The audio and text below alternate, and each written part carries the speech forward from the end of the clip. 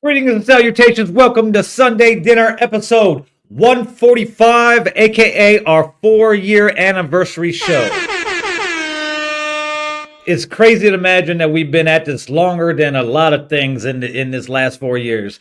This shit has exceeded Villain Radio, the studio. This has exceeded relationships, marriages, fucking bunch of people getting arrested and released. It's been a crazy 4 years. We're going to get a little bit to it all with some shit that's been dominating the news this week. So we're not even going to fucking build up and everything. I'm going to get right into it. Let's bring in the panel. Syndrome, Bianca. Turn his TV off, turn his TV off, turn his TV off, turn his TV off, turn his TV off, turn his TV off. You're so mean. I should be saying we're in bully mode. Shout out to Dodie. We love you too, Indy. Shout out to Indy, because if it wasn't for Indy, we would not be here on the 4th year Sunday dinner, or starting the 4th year, I should say. So thanks, bro. Love you. Hope you're feeling better. India came down with a case of the vid. And the worst time of the year to have it too during holidays. I asked him if he wanted me to bring him a plate on Thanksgiving, but he was feeling pretty bad and couldn't taste. He had lost his taste. Aww. I was like, hey, I could bring it to you, or you could come get it so it's warm. But 4th anniversary. Where were you guys at 4 years ago? Technically, we're a little overdue. The anniversary was technically, I believe, the 24th is when we started the show, but last week, I didn't really fucking, it was a busy week, bunch of shit going on, so I didn't really get into the stuff. Shit, even this week, I was fucking late. I made the flyer today. It was a long week of homework, and of course, the holiday weekend, or the holiday week, Thanksgiving 2024, where the turkey decided to take a shit on the fucking Bears game. But it's the 4th anniversary. The real ones are here tonight. We went through a lot of co-hosts through the last 4 years. And last week I was talking about, seeing who's going to jump on today and shit like that. And Ron was like, fuck those motherfuckers. I don't remember saying that, but cool. You did. You did. You did. You At did. the end. I said it at the end. Oh, okay. Yeah. Basically, you're like, fuck them. They ain't here now. They don't need to be here. I mean, that's fine. You might have been You're too many Modelo's. I'm wishing I didn't say that now. I wish someone else was here. That would take some of the fucking heat from underneath my hat where my bald head is. And interestingly enough, I don't know what happened, but me and 2K Dre are friends again on Facebook. So shit. Maybe we'll send them the link. Yeah, I don't know. I dropped the links in the group chat, so he hasn't even looked at anything in the group chat in forever. Forever. He's just out there fucking fixing people's credit and fucking. He lives one of those weird lives where you don't know what this motherfucker doing. He just doing shit. He's just out there draying. He's just out there 2K drain. You don't know what the fuck's going on. Every now and again, he'll pop up. Mm-hmm. Meeting bitches, breaking up with them, all that shit, man. And write music. Awesome shit. And write music. Wish it was my life. Instead, I'm here with you fuckers. Well, like we do every week at this time, let's get into it. Bianca, how's your week? It was great until yesterday. Hey, I seen you yesterday. Shout out to Bianca. Yeah. Thank you so much. Oh, cool. Did you guys have a kumbaya? Yep. No, you guys didn't pray to the gods of the east, north and the south. I went to visit her so she could pray to the god of the trees. Yes. Trees. Yes. Trees are awesome. Let me see. What did I do? I worked. Didn't have to work on Thanksgiving, and then I'm off on Fridays anyway, so that was dope. So basically had 3 days off. I had to work Saturday. Cooked on prepped everything Wednesday to cook Thursday. Everything was wonderful. What did I do? I made a turkey, baked a turkey, did baked macaroni and cheese, did dressing. What else did I do? Some candy yams, I guess. I baked a chocolate cake. I did some cheesecake, an apple pie. All of that was gone by Saturday morning. So there you go. Hey, just beware of celebrating people's birthdays, man. You know, in Porter County, in Porter County, while you're black, while you're black and male, because you may or may not stick out. you You may may or may draw not stick out unnecessary attention to yourself. and get arrested, and hopefully not losing your job tomorrow. But you know, I'm here. I'm so happy. It's our 4th anniversary, and I don't stay around niggas that long. So I'm just so happy you all are still. And this might be one of Bianca's longest relationships. It really is. It really is. I love them and leave them. I don't stay attached for too long. 4 years, same guys. Hey. But I'm happy to be here. Glad we're celebrating our 4th, you know. Our lives are crazy. And things could have stopped us, but we are still going, and I only see us going forward and only getting better. Oh yeah, that's my therapy. I was telling my shrink last week about it. I was like, it's 4 years. That's what I was excited about last week when I was talking to her. Well, something else. I told her some other shit too. But I was like, it's our 4 years. She's like, how long do you think you'll keep going? I was like, until the internet don't work anymore. I don't fucking know. I was like, it's my secondary therapy. She's like, what do you mean? I was like, well, you know, when I'm talking to my co-hosts, my friends, who are also my friends and family, and I'm talking to the viewers. You know, we got a big group of viewers that have maintained, you know, throughout the last 4 years. You know, like our dinner guests, I guess we could call them. I never thought about what we would call them till right now. So that's good. Good for me. Dinner guests. I was like, I don't know, I feel comfortable talking to them, even though I'm talking to anybody who fucking clicks the fucking link at any given time, either now or, you know, in perpetuity as it's fucking on YouTube forever. So, but I was like, I feel more comfortable talking to the people than you sometimes.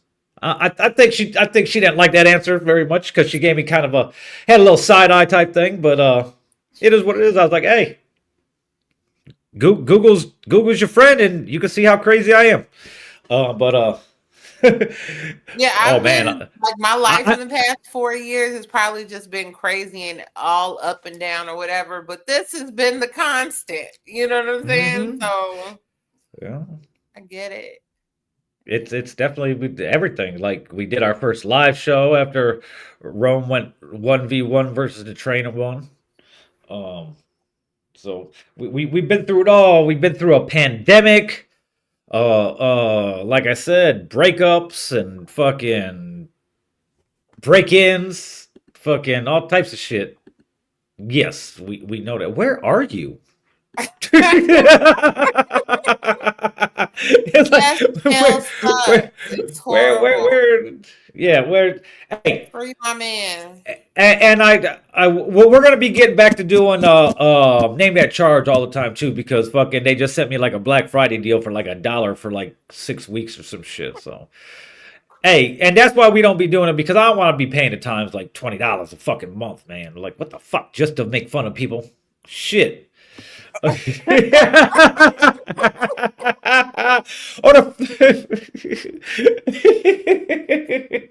It is. It It is. is. It is. It is. Tragedy. That might be over after this weekend too. Nah, son. They'll let him out. What's she gonna look? She gonna go up there with the kids and the dog? Yeah, and hello. No, And how somebody got him out already? I doubt it. She said, I doubt it. The dog would be here if he had somebody else to get him out. Yeah, like I'm not worried about that. I'm not worried about that. Oh shit! Fuck. Get him.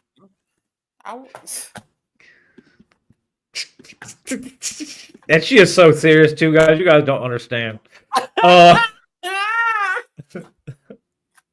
We'll have an update next Sunday.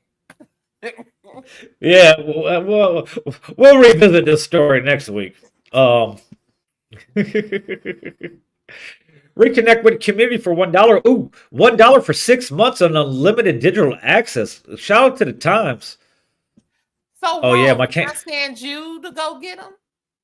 What are you talking about? You can send someone to go get them. What do you mean? Hey, are you gonna go? For Rome's what? like, I have responsibilities. hey, maybe going to get him is one of your fucking responsibilities. That wasn't in the job description. Shout out to Trump. Oh, so okay, that wasn't in the job description. No. So what is in the job description? Probably some shit that's worse than going to do that. Eat his ass on Tuesday nights. No, that's not in there at all. That.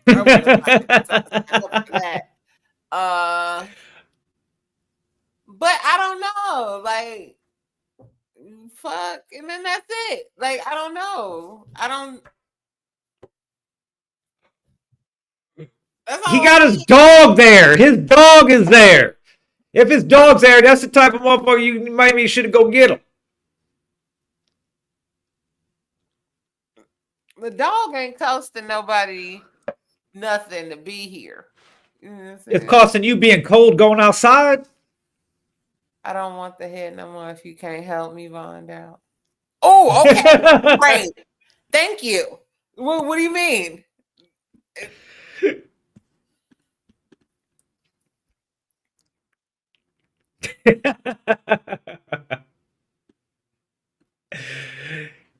Man, you cook this man dinner how many nights a week?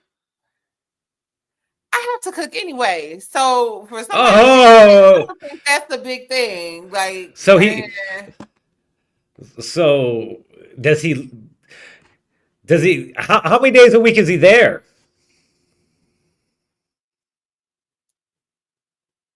A few. All. Okay. Does he put it on a light bill?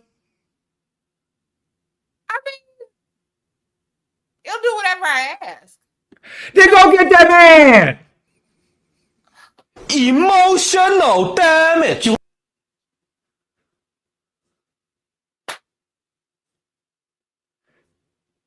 He's in there like, my girl gonna come get me. Nope. I know he doesn't say that because we don't have titles. Ha ha. Okay. My bitch is about to come get me. My bitch ass friend should have been here already. This hoe ain't coming for me.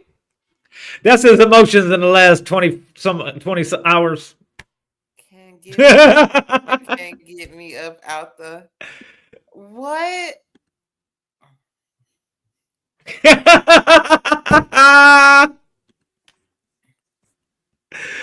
Oh, I'm sorry.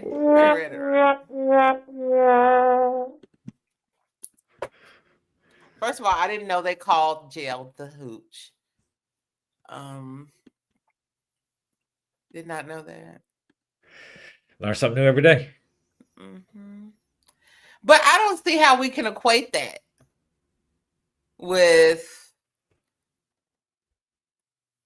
number one, I'm not supposed to know. Number two,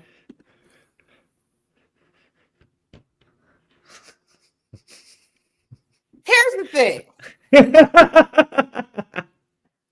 Now, once I found out, I thought I did the appropriate moves as to look for referrals as to whatever.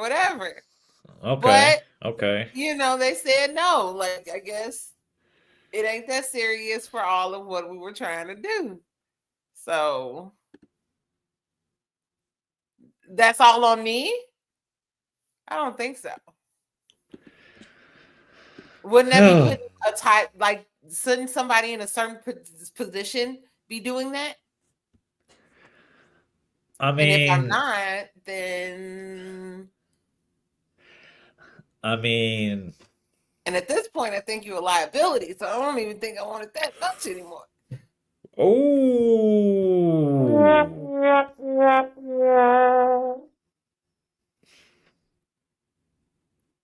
But I'll be calling on my lunch break tomorrow. So I don't know how long I can go without this foolishness. Like, they're fucking up my schedule. Okay. We'll see. Well, let's get to my week since Rome's MIA. Yeah. Is he like taking a shit or something? I don't know who Momo Man Killer Bogus. If he does everything you ask, the least you can do is get that man out of jail. If you were in there, who would you call? Or would he come get you? Oh yeah, would he come get you? If he could, I'm sure he would.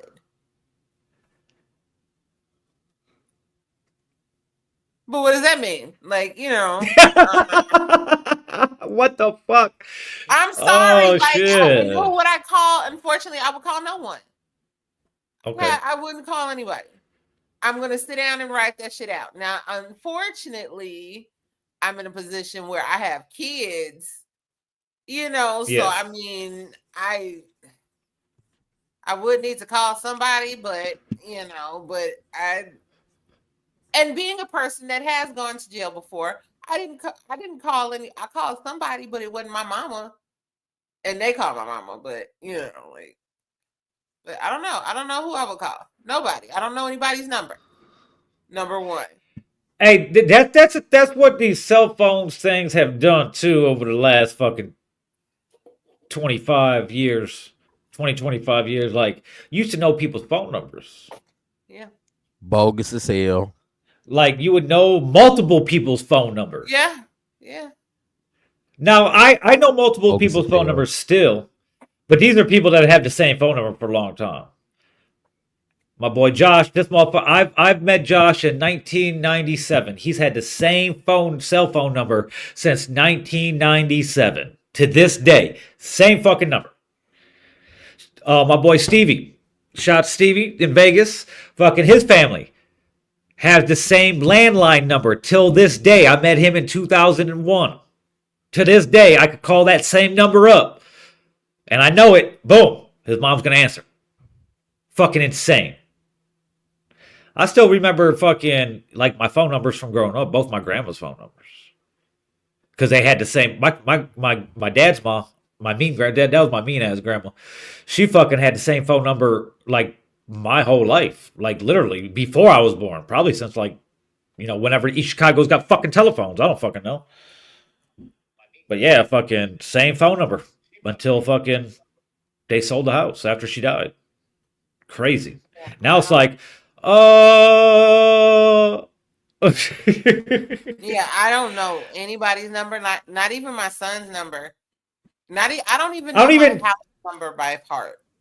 You know, like, I don't even talk to people on the phone. You know how many times I've known Indy 20 years. You know how many times I've talked to him on the phone? Like, I didn't even know I had his number until he called me, like, last month sometime. Because fucking internet was fucked up, so he just called me. We just usually fucking, you know, Indy's a big fucking video chatter. He every time he calls somebody, it's a video chat. Fucking yeah, terrible. so Why does he do So that? fucking- I don't know. Yeah. But Yeah, it's fucking. But I've had my number since 2018, you know, and I'm keeping it. Bianca, that's crazy. You won't get that man no Can't get bond. Can't No get bond. bond. Can't get the bond. First He of can all, get like he I can get said, you I to will be hop on some Peter Whacker. which is why I'll be Motherfucker- checking in tomorrow. Motherfuckers hop on Peter my lunch- Whacker, but will on not my hop lunch on the break. bus to go get him. First of all, and then let's discuss that as well, because logistically, that's not a walk. You know what I'm saying? It's a $40 round trip. You know what I'm saying? So tackle that in addition to, you know what I'm saying? Like, I mean, these are just jokes, but at the end of the day, you know, we all figure out ways to do whatever it is we are in life, even with whatever we bringing with us. So if you wanted to do it, you'll figure out a way. That's that. But and like I said, I'll be calling on my lunch break tomorrow. that's crazy. Not the Figure out lunch what I need break. to do. Yeah. What? So both She's of gonna be us knocking on the door. Well, until I can say hold on and answer the door if he, you know what I'm saying? I don't know. Shit. I've never been in this situation. So I'm confused altogether. Because my thing is, if he would have just stayed with me, none of this shit would have happened. Boo. I'm just saying. Hey. Boo. That's fucked up. Get arrested on your birthday, though. Horrible. Horrible. I wouldn't wish that on Yeah, anyone. was his birthday too? It sound like fire ass birthday. That's worse than getting fired on your day off. Damn, motherfucker. We cool on his birthday. Oh, litty lit. Them Sagittariuses. Them Sagittarius boomers. Them Sagittarius. Moving on to my week. It was pretty easy week, man. It was fucking holiday week. We all know unless you were hiding under a rock this week or the past week and a half on social media, you've seen it float across your timeline somewhere on Facebook or Snapchat or fucking Instagram, TikTok. I've seen it on all. You seen the picture? I seen the first time I actually seen it. I mean, I drove past it, of course, and I knew about it, but it was on a Portage 411 page, which is lit. Hey, these Facebook pages for some of these cities be fucking crazy, bro. Crazy. I needed to fill in a gap tonight about talking about some shit, and we're gonna talk about crazy Facebook pages a little later on. But the Facebook 411 page, the Hober Happening page, the New Chicago page, Lake Station page, all the way over to the Hammond 411 page was a picture that says fucking mashed potato wrestling November 27th at Dream Girls at Lake Station. Yes. Some of the loveliest erotic dancers over the age of 18 in the Northwest Indiana area were wrestling and mashed potatoes and gravy for your entertainment on Wednesday night, and it did not disappoint. There was about 470 people in the fucking building at any given time. Chucky had a fucking roam. This fucking line was from the bar all the way back around to the back of the fucking club, all the way back to the ATM. It was like one big ass fucking shape of a fucking, like a candy cane. For almost 3 hours, just a line at the bar. Chucky was fucking... every time I look at this motherfucker, he was like, "Bill, what the fuck?" But shout to Dink. Hey, y'all go check that shit. Hey, Dink been dropping hot as fuck, and he's still sitting on a song like a motherfucking hen sitting on an egg waiting for the hatch, and I'm over here waiting for the song like, bruh, what the fuck?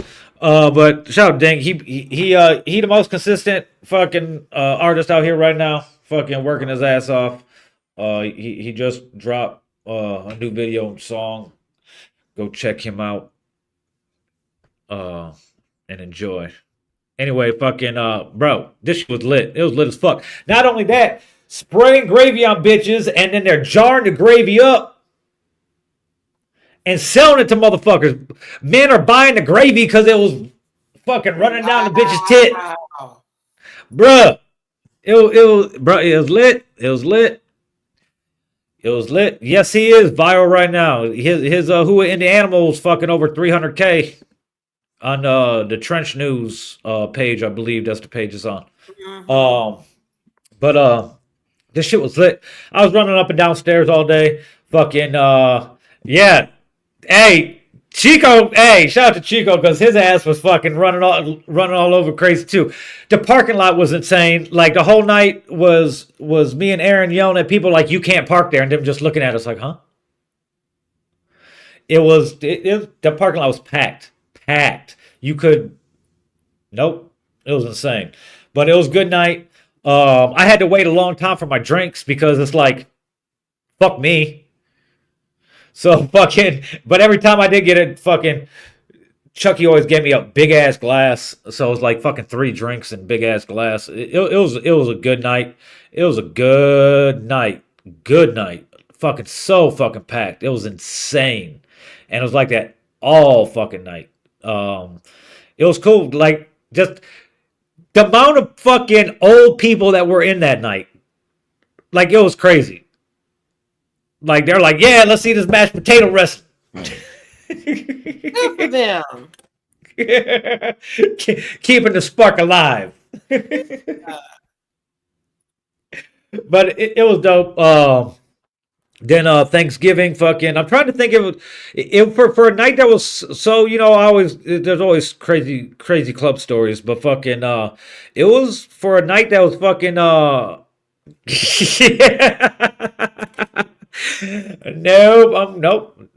Thankfully, I didn't have to.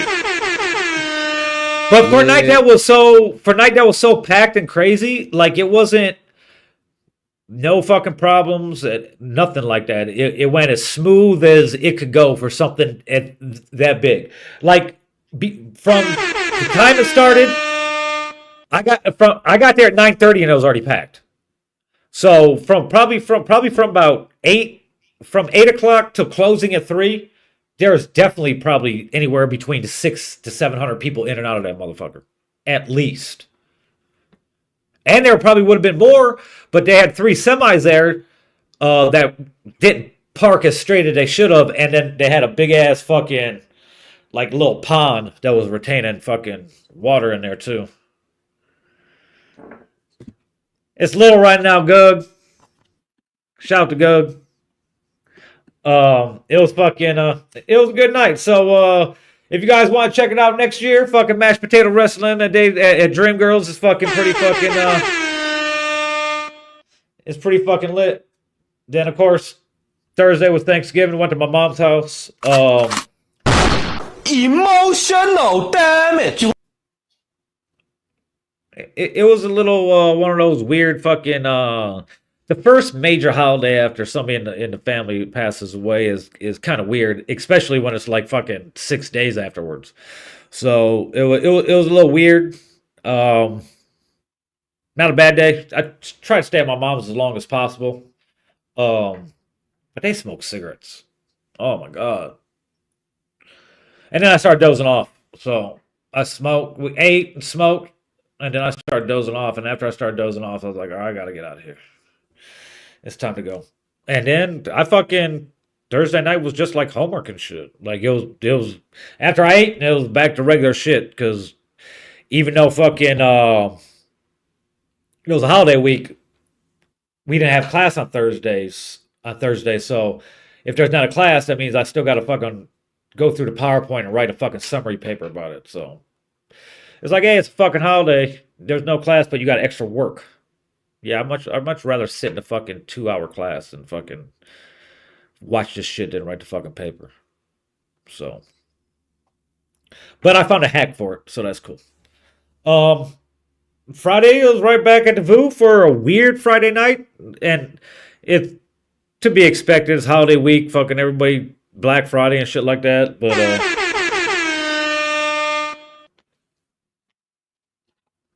another productive night at another productive night at the VU.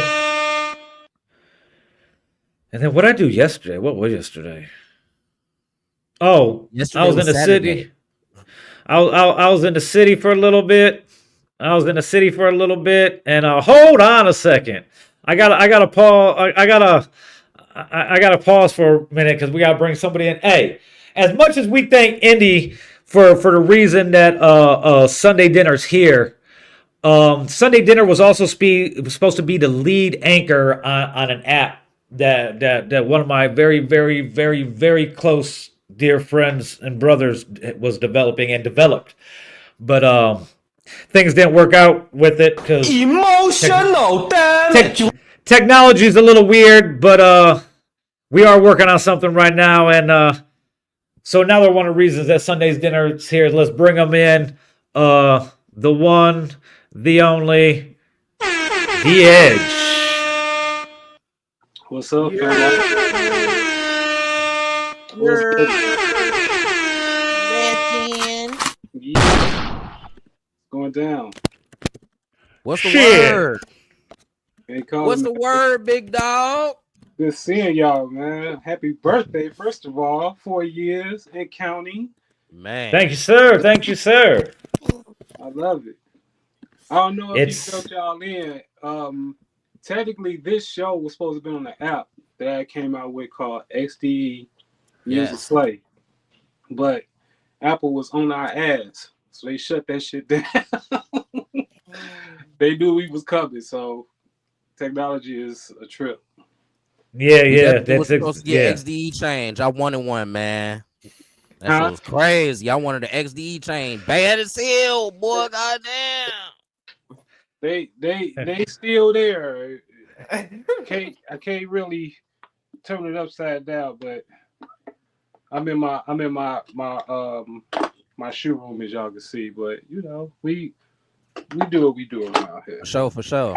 And if you guys look closely around his neck, he's the only other person with the villain radio charm. With the pendant. I gotta represent my guy. You know what I'm saying? You know, we gonna always do that. But what's going down? What y'all doing for your 4th, man? What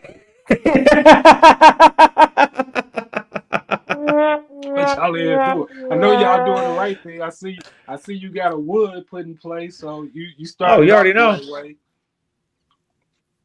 And I told you, I sent you that video. I brought some care packages back for the winter. True that. So Yeah, I need some. you know, it's you know, I'm always gonna stay smoking good, but you know, we just celebrating the 4 years, fucking looking back on some shit that started it all, and looking forward to what's going on for the next 4 or so. This is episode 145, and in a couple weeks, in 5 weeks, we'll be celebrating 150. So it's there's not many things from this area that's went on for that long, you know. Indy works with the people over at A+. They've been doing their shit for a long ass time. But even without Sunday dinner, you know, I've been doing some type of live show since 2007. Yeah. You know, so it's always been something from the business radio was the first thing, to villain radio show, the straight slamming show, you know, Midwest Takeover, you know, Gangsterville radio, fucking, you know, it's been a long line of fucking putting on for the culture. Absolutely. I mean, you know, I used to tell people all the time. I think you remember me saying this. I used to always say the person or the people who decides that they want to bring a market here, meaning shows like this, PR, things like that, they was going to be the first one that got rich. And nobody took me up on this. You know what I'm saying? Now, look around. There's podcasts everywhere. Everybody's doing this stuff now. And this was something that I said back in 2006. So I was like the first person who decided to say, you know what? I don't want to really be a rapper, but I can bring some interviews. I can bring some content to this area. That's going to be the one that's going to be the most important. So we started doing that back then, trying to, you know, usher that in so people could you know, grab onto it. And it looked like it's doing real good. I'm happy for everybody, especially y'all. Hell yeah. And yeah, it's good to be the trailblazer to show people that it's possible, you know. Yeah. And you know, there's always been there's a perception, you know, that I'm this big asshole and blah blah blah blah. Like, bro, I'll be out places and like people will look at me but they won't come see me, and then they'll tell me like online, oh, I seen you, but I didn't want to. But like, no, it's not at all. It's like it's a little different. You get a different attitude towards certain shit when you had to fight to get everything, you know. But hell no. It's more frustration when you really been in that industry and you see Yeah. the potential that your area has, and they can't grasp what you're trying to tell them, right? They're looking at everything from TV standpoint. It's like, but it's not like that on TV. And I'm like, if you really look at the TV, I'm in the background. I was there. I'm trying to tell you how this goes.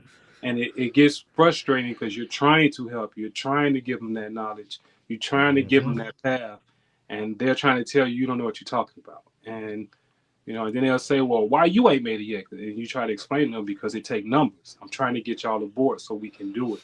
So it's frustration. It's not really a thing where, you mad at them or vice versa. They look at you like, oh, you think you know everything. And it's like, nah, I'm really trying to help you. And you'll see it down the line. And that's what's been happening. Everything that you see now, we was trying to tell people back then, like, this is where it's going. In 2012, when I was leaving the ESGN situation and going to my own situation, 2012, 2013, I told people back then, watch, people about to start selling their masters. I had read a book called Long Tales. And basically what you see now, if you see movies like Trolls, if you see all these movies, if you listen to the music, it's actually old music that they then switch the words to. Well, they bind all of that so they can switch those words and do whatever they want to do and don't have to pay nobody. So I told you this in 2012, that you watch, you about to start seeing people sell their masters. And look what's happening. So everything that I see now is kind of, it don't bother me that people didn't see what we was trying to usher in back in the end. It just really goes to show that maybe I did know a little something, or maybe you did know a little something, Bill, and all of us that was trying to help. So it was never a mad thing. It was just more frustration because you really want that for those people that you know, and the people that's from the same area you come from. That was the plan. So what you been up to? You've been real quiet. You know when I'm real quiet, then there's something going on. That's why I'm like that's why I'm like, hey, what the fuck you been doing? Can't speak on a lot of stuff right now, but if I'm quiet like that, then there's something going on. So, but what I will speak on is there is a new Kush Brothers coming out, so I'm happy about that. Thanks to Robbville. I've been on this motherfucker since what was it? It was 2013. We put Kush Mysteries out. Yeah. 2013. So 2013. This was probably about a year after I started working with Edge. They put out Kush Mysteries. Kush Brothers presents Kush Mysteries, and Edge has always been fucking. That's why we are such a lethal combo. Like, he's such a great marketer, and what I already didn't know, I learned from him after I started working with him. So fucking everything, he's giving out lighters. There's fucking cigarillos in the fucking spine of the CD case. So basically, basically what happened was you bought the album, you get a blunt, a lighter, and something to put in the blunt. So it was for the music, man. Exactly. You roll up, light up, and it's crazy because to this day it's still.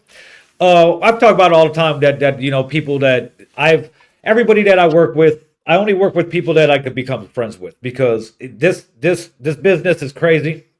It's been crazy since the inception of it.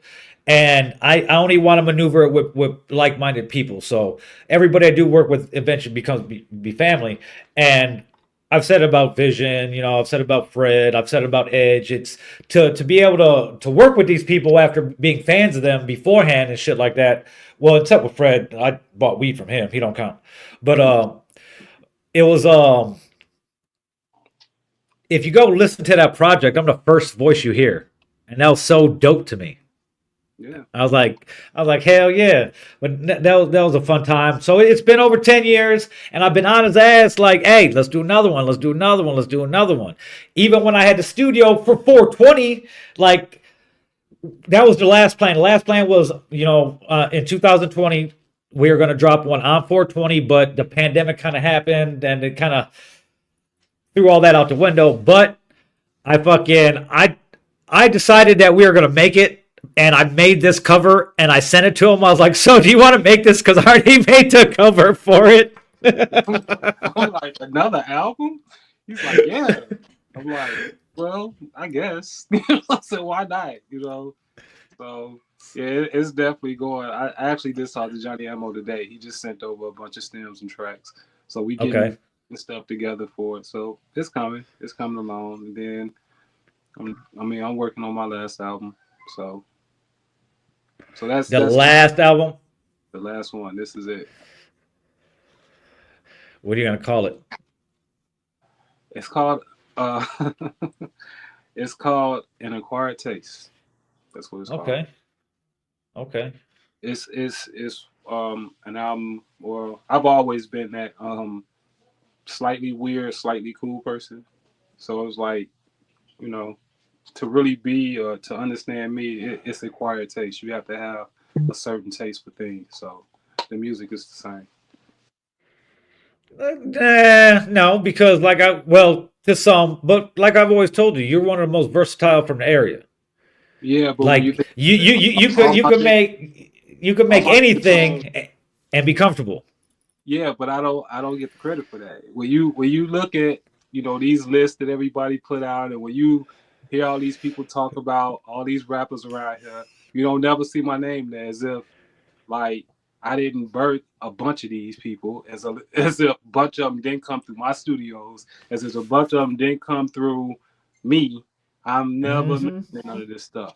And then to Yeah. be on top of that, when you think about all the biggest songs I had, they were all weed songs. So it kind of Hmm. limited me to just weed songs. You know what I'm saying? But they don't Yeah. know some of these favorite songs that they like. I either mixed it, produced it, wrote something on it. I did something with those songs.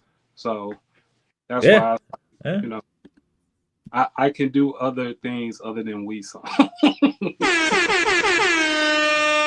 Oh yeah, you were you probably like I could go through and I could go through shit that I've seen you do that people copy right away, but it was like that for the whole camp. Like we went through a run with everything we did. It wasn't too long later that everybody was like they didn't even try to like do it differently to like hide it. They do the same exact shit. I'm like, Yeah, I was looking at this interview a while back with Jermaine Dupri, and they was asking him, when he started, how did he feel when he started Crisscross and the Brad and all these people. It was a lot of people in Atlanta that said that he wasn't really true Atlanta. That's why a lot of people in Atlanta didn't really mess with him early on. And what he had said, or what he responded with, he said that in any situation when you're starting out, somebody has to be able to sit at the table with the people who's running it and starting it at that time. So he had to make music, or he had to do things like people up north at the East Coast and the West Coast, yep. to let them know that, hey, we're on top of this. We know how to do the same thing, but we got some shit we got going on down here too. You should check us out. You know what I'm saying? And that was me. So when you listen to my early music, it don't sound like Gary, scary Gary music or none of that shit. Like it was some in there, but most of it didn't, because I was trying to make sure people away from here understood that we understand y'all music. We can do that shit. Like it is what it is. It's cool. But we got some shit down here too that you need to listen to. So it's the same thing. And I think that's why we struggle. I think we've went from we were starting to do that. We had our own thing. Then we was like, okay, now we want to come to the table. But then when we came to the table, a lot of people was like, nah, we want to go back to doing what we doing. It's like, well, we haven't proved to them that we need to do the things they do. You know what I'm saying? So until somebody willing to step up to, and that was me, I was willing to step up to the table. Say, you know what? A lot of people at home ain't gonna like what I'm doing, but at least it will open the door for them to see what they are doing. Nobody has done that. So it is what it is. Fred was doing it, but when he opened the door, he kind of took the me approach. So, and that's fine. I don't have a problem with that. Everybody ain't gonna be that person. I always tell people, if you earned $1 million, you're not obligated to give it to everybody. You earned that money. You know what I'm saying? So, I mean, it is what it is. But that's how it goes. You know, and when you're trying to break into something, you have to show the people or the gatekeepers or the people of that industry that or whatever it is you're trying to get into that I can do this. I understand what you all are doing. And then Yeah, once yeah, yeah. now check out what we doing. You know what I'm saying? And that's where we at right now. Still waiting for somebody to go in and say, "No, I'm there. You know, I'm with what y'all with, but we got the shits over here too." Yeah, yeah. It's, but it's always going to be a cycle of, or is that we're going to need anymore? Because what we're going to get into a little bit later, like the industry has changed so much. Absolutely. Even from the blog era to now, so it's and now it's like everybody's selling their masters. Um, everybody, Justin Bieber sold his masters up to this point. So, and he's what, still in his mid to late 20s. I don't know. Bianca, were you a Justin Bieber fan? She's like, no. She said no. But Boy, give me heartburn. it's it's it's I was watching something, an interview with a guy the other day. There's more songs released every day now than was released all together in 1989 combined. Mm-hmm. So on any given day, so say last Friday, there's more songs released on Friday, just on Friday, than there were released entire calendar year of fucking 1989. Yeah. You know, like I was saying, I mentioned a book earlier when I first got onto came onto you all's site called Long Tales. If you ever get a chance, check it out. Um, this came out back in like 2004 or 5, somewhere up in there. And basically, the concept of Long Tales is that if you notice that TuneCore, which is a company that allow independent artists to sell their records with major artists, so you can get on Tidal, Apple Music, all these places. They was explaining Yeah, that, all the DSPs, yeah. right. They was explaining that the reason why they was doing that is because of the long tail theory. So if you take a dinosaur, the body of a dinosaur does this, and then it has this long tail, but it goes down like this. So that long tail is all of the independent artists that's really funding the music industry because you have to pay to get on these sites, right? So you got to pay to get on these sites. You have to everything an independent artists have to do, they have to pay for it, right? So what the Yeah. long Yeah. tail, so many of those people that's getting, that's paying that money to get on there, they actually fund the industry for the big people. So, this is why it makes sense to just say, you know what, sell off the masters because you're not gonna make the kind of money you would make off those albums when they first came out. And plus, No. it's not gonna be a situation where you like Michael Jackson, where Yeah, Thriller there still it's charting it 30 years later. It don't work like that. that's what I was explaining. I was explaining to some younger cats not too long ago. It's when we were growing up, there was no streaming. We had to go buy the physical cassette. Yep. We had to go buy the physical album, the CD. Whatever the case may be. We had to go physically buy the merch. We couldn't get online. Growing up, like that didn't come around till we were in our early 20s. Get into 20s. So, and even then, it still wasn't like it is now. There wasn't an online marketplace for fucking everything you could ever want related to any type of anything. But now it's the streams. It's these new artists. As much as their stream, I don't think they have the fan base that would lead them to going to buy the physical copy of the album or wait in line for shit like we did. Those NSYNC and Backstreet Boy fans waited in line. You're absolutely right. There's no emotional attachment to music these days. No. You know what I'm saying? We never sold music. Even back then, we didn't. We sold the feeling. Tangible goods. So it was something that you can take and say, I have a copy of. You listen to music all day on the radio.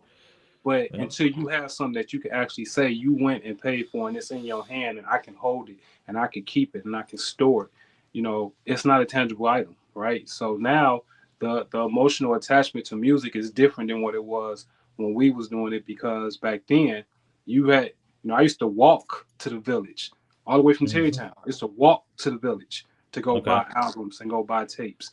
This is me at 10 years old, 11 years old, walking.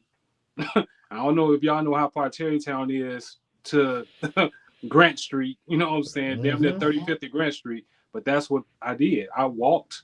I still remember my path. Straight down Clark Road, went down to 25th Avenue, walked all the way down 25th Avenue, took the back road, Chase Street, with a bumpy, what's the name? It was a back road after that, straight to the village. You know what I'm saying? Go up there, went and got me a polo sausage, got me some albums, and walked all the way back. It was some attachment to getting those albums and those CDs and stuff.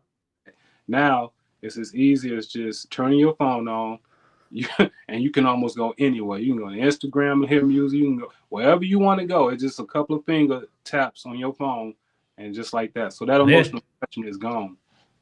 Shout Keish.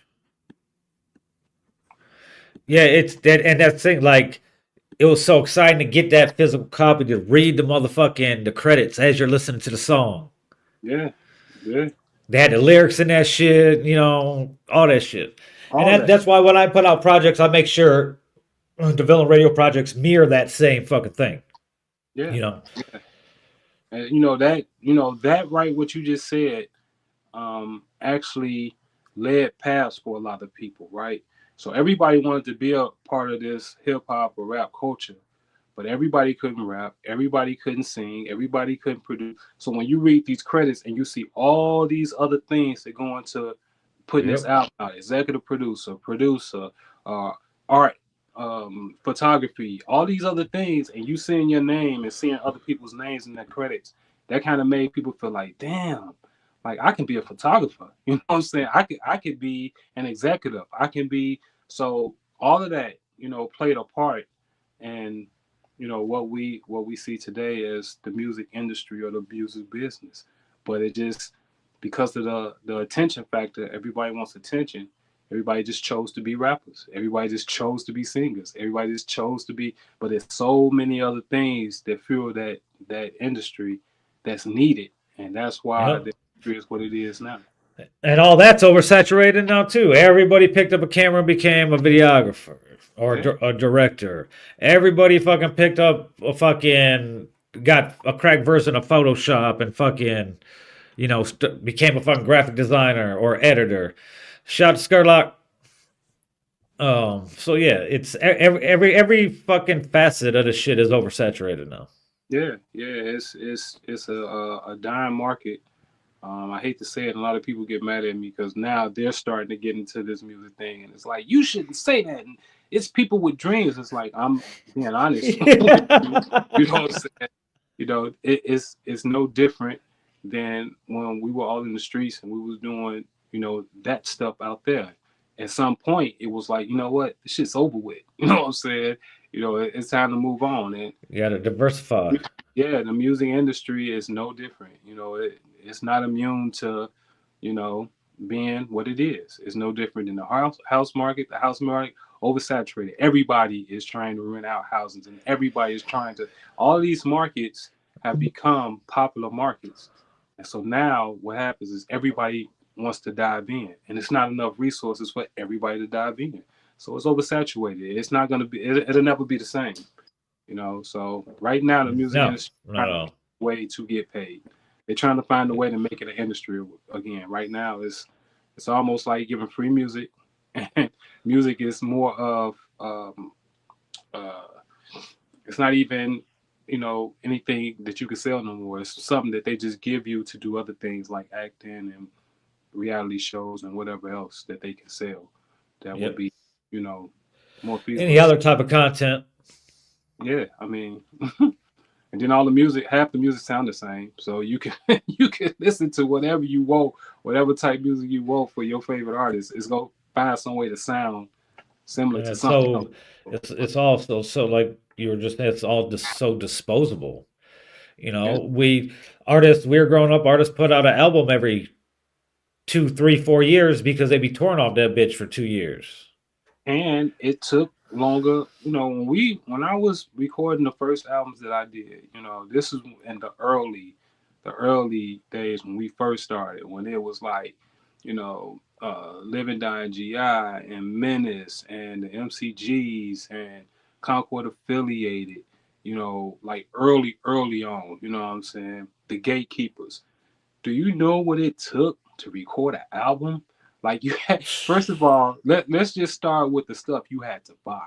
Now think Yeah. about it. Right now, you could build you a studio, get you a computer, get you some Pro Tools, get you a mic. You could get all that for like about $1,200 to $1,500.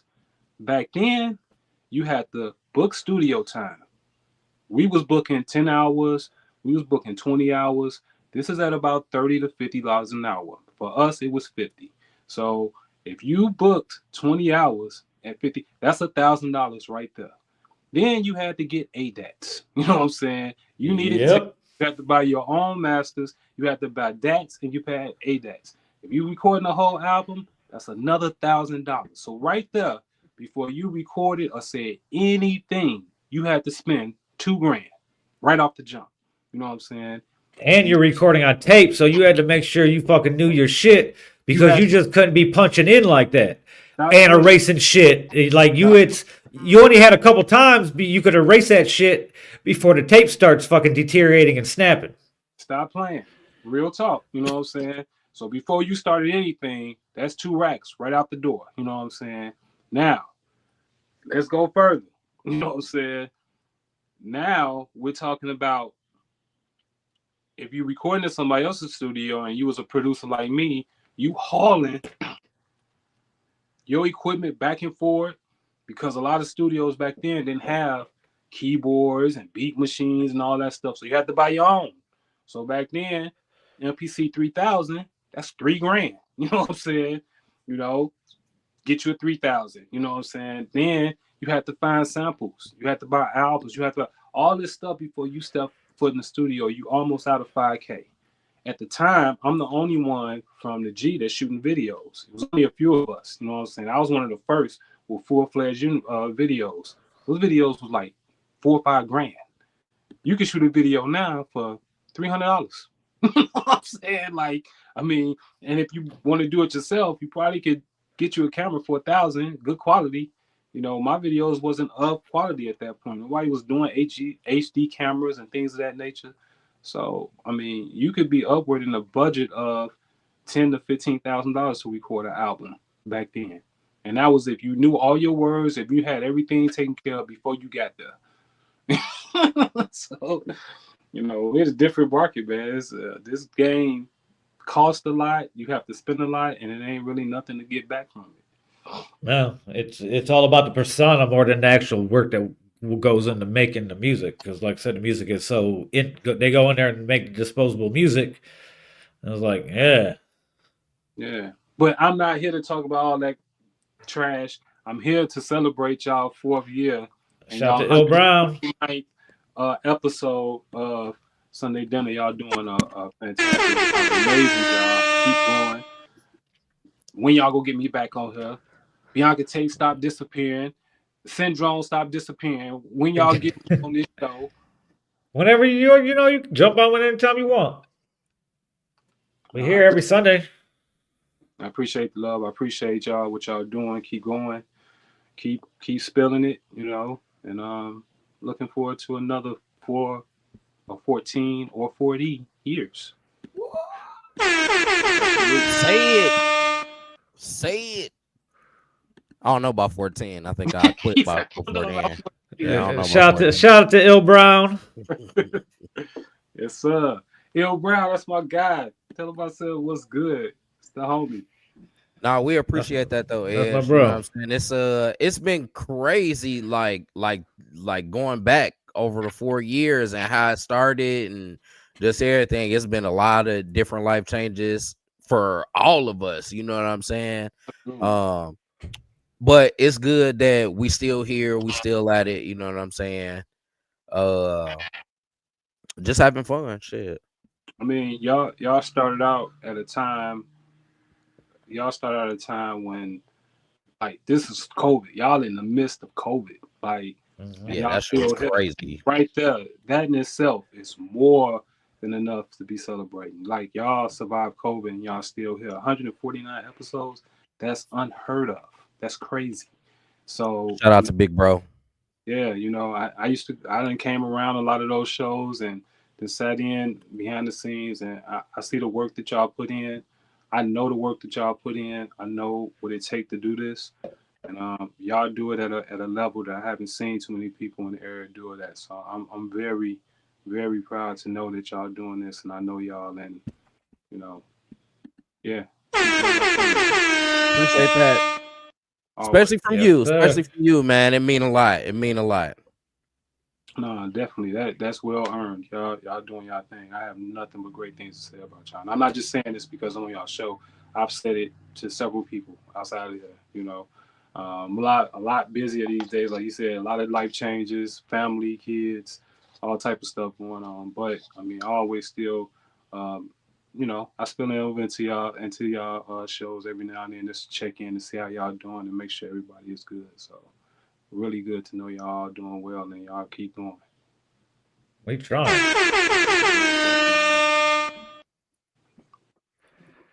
It's like even if we wanted to stop it, it's like how do we even do we just not go on one Sunday and then how many Sundays after that till we're like, hey, so you just want to pod? Yeah, my Sunday would be mad different if we ain't podcast, dog. Yeah, I ain't gonna lie to you. But y'all vest in the culture. That's why I feel like that. Once you vest it, Yeah. hard to stop. Anybody can Yeah. just jump in and do some stuff. Be like, oh, I'm done. But when you vest it, when you really put that work in, and you're not taking from the culture. You're actually giving something to the culture. You invested.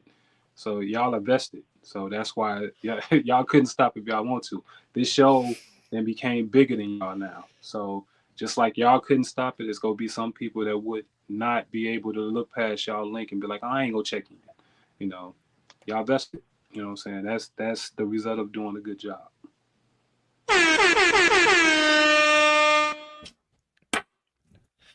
Yes, sir. Hell yeah.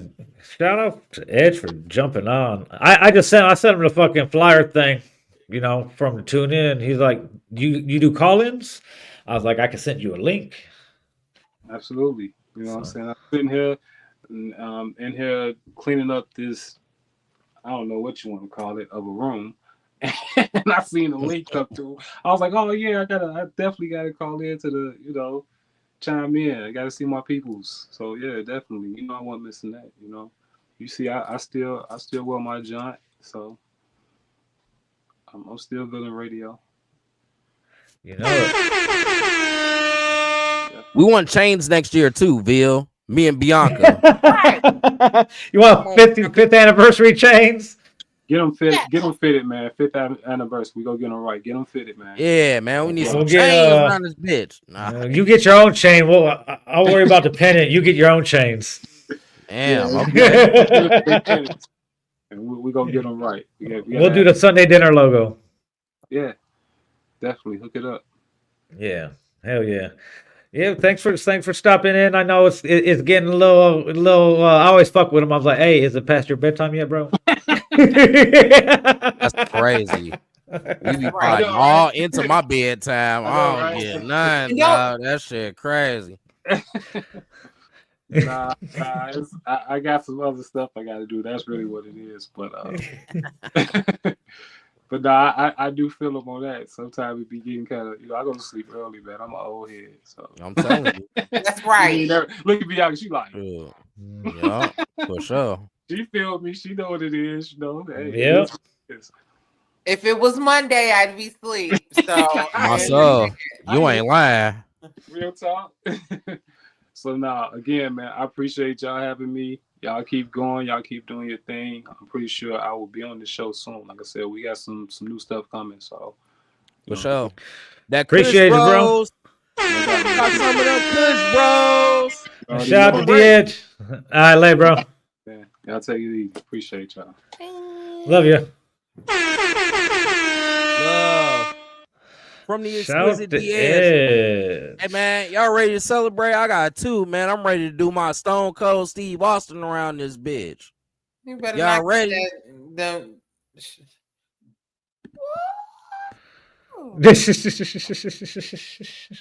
That cup looked crazy. Do that shit again.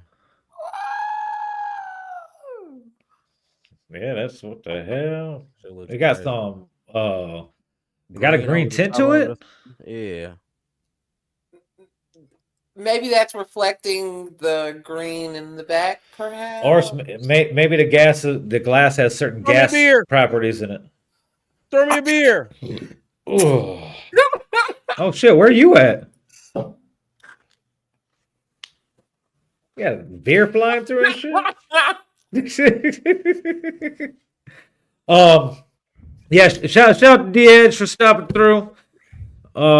Send him out the link. That was dope. Like I said, we got Kush Brothers coming up on it'll be released on 420. Is it Exquisite Records and Villain Radio presents project? It'll have a bunch of shit on there. He already sent me a fucking song the other day. I was like, hell yeah. We've already reached. He's already reached out to a couple people we used to work with back in the day for some shit. Some weed smoker people. So it's gonna be a pretty dope project. And to finish everything up, mashed potato wrestling was fucking dope as fuck. And I've basically been doing homework and taking naps the rest of the week because it's fucking cold as fuck, bro. Holy shit. Let's see, right now it says 20 degrees F. What's the real You feel? guys, I 10. don't know. Let me see. No, because it wasn't like super windy earlier. That shit was insane. Fuck that shit. So other than that, how's your week, bro? It's currently 19. It feels like 10 degrees. Oh shit. That's in your little town. Right. I went to see Beyonce yesterday. I got there pretty quick because I took the back road. It's easy for me just to take the back road, like literally, all the way basically to her house.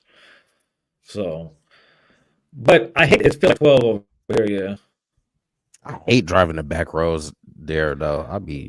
There are no lights. bro. No, Well, I get not only scared. Fuck what you talking about. I get yeah, I get scared too. Is there gonna be a police? Is there gonna be a deer? Police, yeah. Beat the shit out of me and just leave me in the woods. It's cold as fuck too. Scared, dog, or I be running around somebody's house and somebody else's body or whatever the fuck that shit was on Get Out. That back road be all fucked up because it'd be like 25 miles an hour, 35 miles an hour, 55 miles an hour, 50 miles an hour, 30 miles an hour through Wheeler. Yeah. Then you gotta be like, what the fuck? You're like, come on, man. Like, shit. But it's a long ass 22 minutes, let me tell you. It felt like it took fucking forever. It felt like it was 30, 35 minutes. It was only 20 minutes. You're like, damn, I'm here. I'm like, shit, what the fuck? Come on. Shit, but on the way back, it went by pretty fast. Yeah, so how was your week, bro? Staying out of trouble and shit? Yeah. This week was it was cool. Work, I feel like they starting to take advantage of how excellent a worker and how good of a guy I am. They starting to, you know what I'm saying, have me do some bullshit, and I'm looking around like, damn, it ain't nobody else in this bitch to do it, huh? That shit fucked up though. But yeah, Did you do it? Yeah, I listen. God damn it. Yeah. What the fuck? Listen, I know at the end of the day, I'm the best person to perform the task. I am not unaware of this. What I'm saying is it's not my responsibility. Oh, it's out of your scope. No, it's not out of my scope. It's not my responsibility. It's other motherfuckers that have a position that's supposed to do this shit. But But they instead, weren't they got me doing it because they know I work fast, I get shit done, and I can get the stuff that I'm supposed to do done as well. So you're You know what I'm working saying? twice as hard for one price. I mean, if you want to say that, what I'm saying is they're adding extra responsibilities onto my profile without giving me adequate compensation. It's not in his job description, but they got him doing it Not in anyway. my job description, but I'm doing it because it's for an entity that I work for, but they don't give me extra money for doing extra responsibilities. You know what I'm saying? Yeah. I'm sure they In the real world, appreciate you negotiate before you do the task. That's outside of your responsibilities. So why didn't you tell them that? Because it's probably more of a hassle doing that than Just doing it. And I'm not the type. I'm not a complainer, even though I complain. You know what I'm saying? But I'm a complain. But I'm a complain after I do it, though. You get what I'm saying? Like nobody ever at a job is gonna be like, well, that has happened in the past though. But for the most part, though, I'm never insubordinate. Okay. I'm not. That's just not gonna be something that you hear about. You know what I'm saying? Oh, Rome. We tell him something to do, and he act like he too good to do it. You know what I'm saying? Like never that. But at the end of the day, there needs to be a discussion about job responsibilities and whose responsibility it is to do this. You know what I'm saying?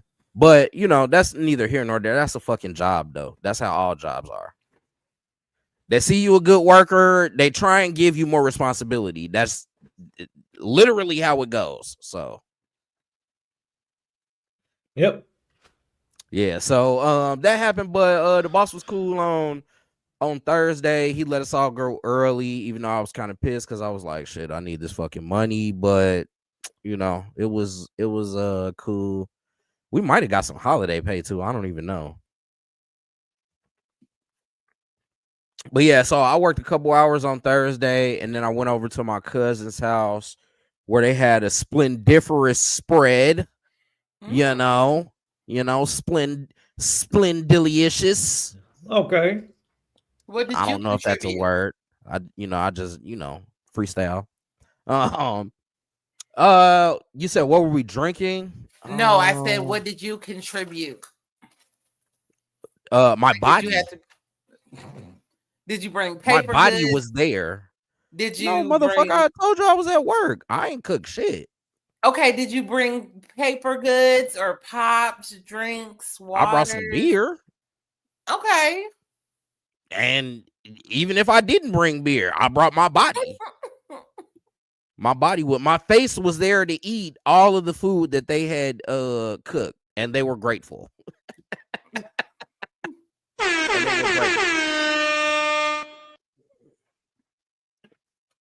But yeah, no pork. The traditional black people Thanksgiving dinner. So we had greens, baked macaroni and cheese, dressing, not stuffing. The turkey was not stuffed with anything but grease. That's all. Girl, stop. Don't act like you don't grease your damn bird before you put it in that motherfucker, man. Stop acting like you don't know what you're talking about. First of all, you're supposed to stuff the bird with like aromatics and root vegetables, and then you season it, and you may put olive oil on it, but you want the vegetables in that shit. You butter that bitch everywhere, inside out. You can put like some garlic. You lube it up. You gotta diddy that motherfucking turkey up. Get the fuck out of here, man. Stop. Yeah, you gotta diddy the turkey up, lube it up, and all. You can't do the breast, like you can't do the butter directly on the breast unless you're gonna cover the breast with cheesecloth, because if you don't, it could burn. You gotta get your hand all the way up in there, like that, and then you do like this all over the insides. Gotta spread it all around. Gotta spread it all around. Stop fisting that bird. The bird needs to be fisted. Now, but they did. I think they had a baked turkey and a fried one. Okay. So that was cool. I ain't really eat because I ain't really big on desserts, but I got some. I had some blackberry cobbler. That somebody made. It was okay. Diddy the bird is crazy. That's right, Edge. Gotta Baby diddy your oil on bird. everything. You gotta olive oil the bird up. You gotta lube up the bird. Oil it up. Bird. And choke it a little bit too. Make sure. No. But so I had some blackberry cobbler. It was cool, you know what I'm saying? But I also got a chance to get some of that new inspired blackberry Crown Royal.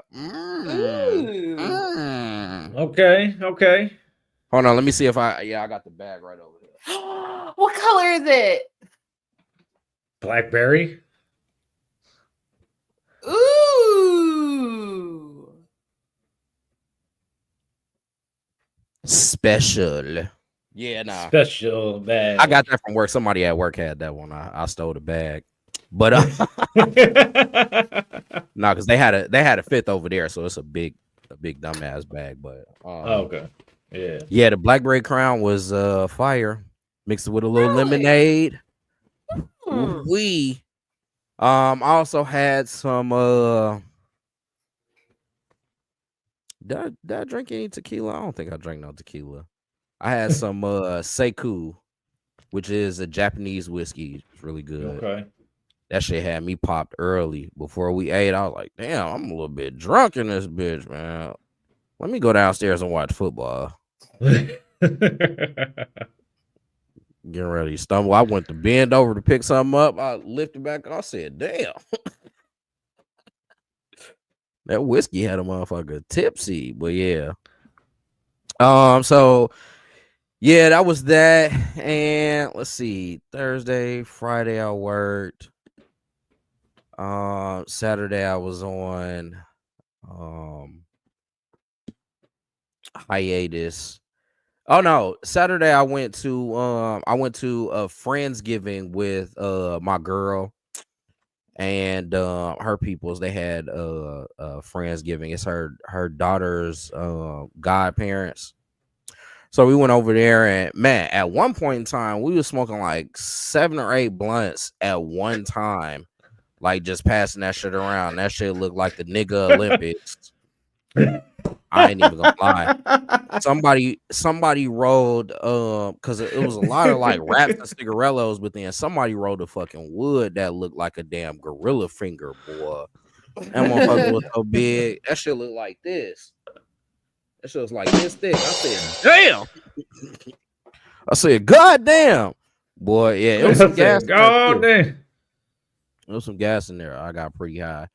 And they was playing like Jenga and spades and shit. I don't play games like that no more. So, but Play no games like that no more. Wow. What made you stop playing games like that? I don't know.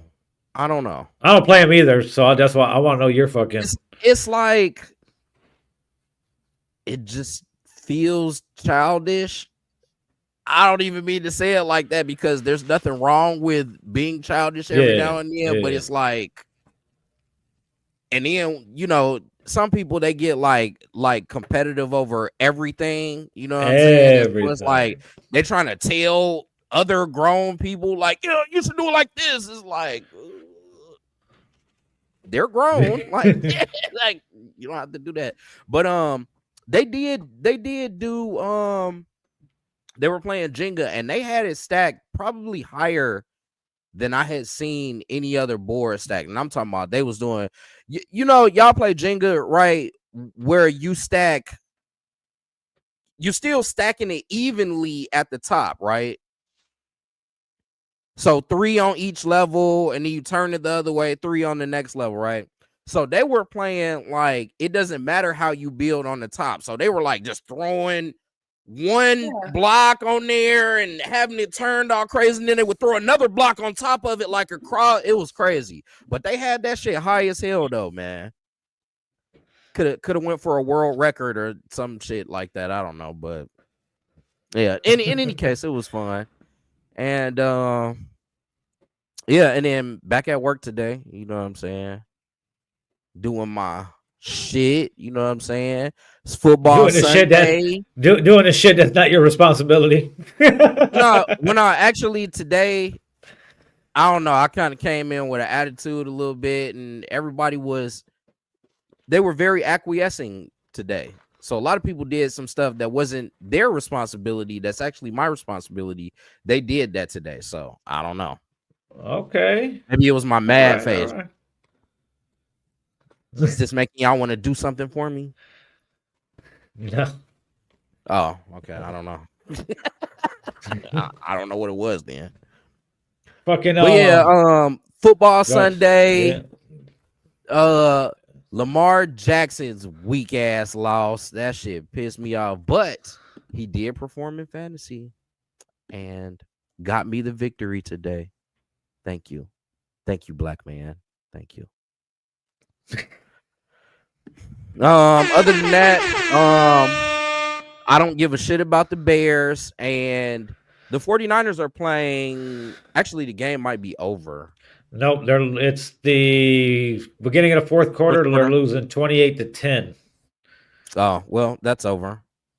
They're playing in that crazy ass snow too. I wonder in Buffalo. Ooh, yeah, I could watch it, but I can't. Fuck. Oh well. I hope that Christian McCaffrey doesn't do well. If my team's gonna lose, the son of a bitch better not be balling. Friday night when I went out Friday night, fucking Sco came up to the VU. Shout out to Sco. That was cool. Fucking had him up there for a little Christian bit. McCaffrey is out. Thank you. Second quarter. He's over there reading his fucking fantasy shit. Nah, I wanted to see what Christian McCaffrey was gonna do. And this motherfucker okay. Traded a bunch of people early in the year after he got hurt so he could get him, and only for him to get hurt again. Yeah, the Bears lost on fucking Thursday, so why not in a devastating, embarrassing fashion? And who cares? Then they fired their coach on Friday, so that was the best news all year. So that was cool. So woohoo! And That's now we crazy. have an intern Best black news coach. is firing someone. Yeah, unbelievable. Yes, as long as so it's much fired. For that. Thank you. He was replaced by a black man. Oh, okay, cool. On the interim level, so until they find somebody else, but probably at the end of the season. So anyway, bring back Lovie Smith. They need to bring in a coach that suits Caleb Williams' fucking play style. Not just some random coach that's going to have some other offensive scheme in mind. They need something that for this kid to go. Hey, he's already had fucking. I think fucking he's already like had one of the best years and a rookie quarterback's ever had, and they've lost all these games. So bring in a real fucking offensive coordinator for him, a real coach. What they should do is trade Caleb Williams away, draft Shedeur Sanders, and hire Dion as the coach. I'm on a roll, goddammit. In Chicago, that wouldn't be the shit. Yeah, the McCaskies ain't dealing with that. Fuck them. Fuck them. They sorry. Y'all sorry as hell. I know. Need somebody. Y'all need somebody. I don't think Dion's ready to leave though. He got a crazy good incoming class. Shit, he left them other boys in Jackson State. That is very true. They pay him enough money. He'll be a Bears coach. That is very true. Episode 145, 4th anniversary. Let's get into it.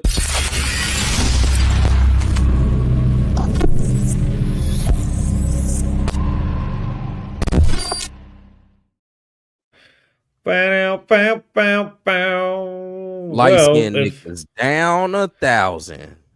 Down 100,000.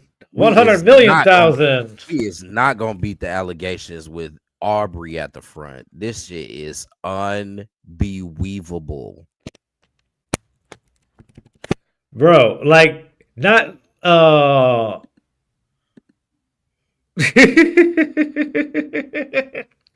unless you've been hiding underneath a rock this week, the culture was rocked by none other than the crybaby, the Canadian crybaby, aka the light skinned sore loser, aka Hey man, wait. Don't go too hard because you light skinned too, boy. Don't go too hard. This is infringing upon you as well, light skinned guy. I'm not Canadian though. But you very light. So That's very light skinned. He files a petition to start the process of information being dug up to see if it's true or not, to see if he was conspired against, and the numbers for Not Like Us being inflated by bots and things of that nature. And Kendrick has nothing to do with this. This is against UMG, Drake's actual parent label, who he's basically almost paid off for his $400 million fucking advance for his deal. Between his albums and his mightily successful tour, he's ready to upset the industry by exposing the inner workings of things. We're going to get into it all. What's up? What can and may happen. And he also filed a defamation suit the next day, against Kendrick Lamar for calling him a pedophile, even though this is the same man who said that Kendrick's friend impregnated his wife and his kids were actually Dave Freeze, that Kendrick was molested as a child. What else did he say? He said some other shit too. But then he files a defamation suit against Kenny. So there's a lot to unpack.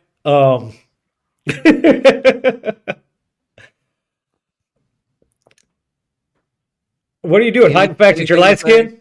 Thing to say? Are you hiding the fact that you're light skinned a little bit there, buddy? Yes. Bianca, why did you change your name from I Love Drake to Bianca Tate? How do you defend your whatever? My husband. Okay, so this is how we defend Aubrey with this. So, unfortunately, he will not win a rap battle, but he can hit him in another way. So, from my understanding, is that Kendrick is spewing hateful lies and rumors that could hurt Aubrey Drake Graham and his labels and such. So he has to stop that song from ruining his life. And that's what the petition is for. And I feel if someone was saying lies about you, you'd want to petition a court to make sure that no one can do that to you. Oh, this is not only I'm trying to hide my light skinnedness right now, but I'm also this is how the kids wear their hoodies and shit now too. You know, they be walking around the fucking hotel like, damn, bitch, can you see anything? Like, how do you even see what the fuck you're doing right now? Damn. Nah, man. Nah, B. That shit is nuts. This shit is crazy. That nigga, he's a Karen. He is a Karen.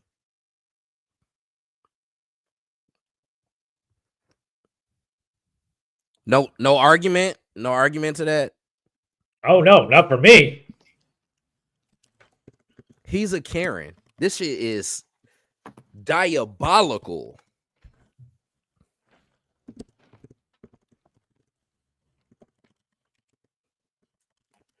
Very, very. I feel like he definitely got this advice from his mom. or the other businessmen that have vested interest in Drake's career and his success. I think that's the issue. I doubt that even happened. I doubt that happened. You think Jay Prince? You think Jay Prince was like, yeah, nigga, file a lawsuit, nigga? Yes. No. Yes. There's not a fucking yo. You never know nowadays. Cool shit. But I'm just saying, like, he wouldn't say Drake go shoot him up. I mean, like, what would you have Drake do? Nothing. You got to take the L, Bucko. No, we're not taking anything. Go sing your Diddy bops, bro. Go sing your Diddy bops. We had fun with your little 100 gigs for a day or two. You know what I'm saying? The new little song releases, they was cool. You know what I'm saying? Because we still fuck with the music. But, bro, no. Sue? No. Sue over a rap battle is crazy, yo. That shit is crazy. Man. I don't know. I'm not sure how true that is, or you know what I'm saying, whether or how true or false it is, but even regardless, like any of them niggas that got vested interest in him, what? Nigga, go rap. Go sing. Go do something. Go sing. Go overseas. Boy, and then somebody goofy ass gonna put this motherfucker starting a tour in Australia where the legal age of consent is 16 or 17.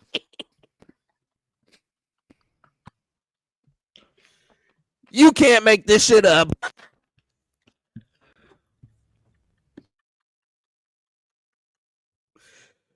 Taking care of all of the youth of Australia. Help your mans. Somebody help this motherfucker, bro. Huey Freeman said it best, yo, for R. Kelly. Hide his camcorder. You know what I'm saying? Introduce him to some older women. You know what I'm saying? What the fuck is going on? Bro, just sing, nigga. Do some raw wave shit. Actually, that might be cool. I might actually like that. Depressed Drake Drake singing on a boat. That shit'll probably be hot. You know what I'm saying? Aubrey, give me all of that. Get that other bullshit up out of here. Yeah, he instead of going the route that he should have just, bounced back with some, with his little pop music that he makes, He should just bounce back with some pop music and went along with it, but instead he's deciding to disrupt the whole fucking industry is what he's trying to do. Hey, Skurlock, are you saying that Ja Rule did an Australia tour after 50 Cent dissed him, dog? Or are you saying something different? Because that shit is that's what, yeah. Yeah, I think that's what, I'm pretty sure that's what he's saying. That shit's fucking hilarious, bro. The Get You Out the Paint tour. To get you out the paint tour.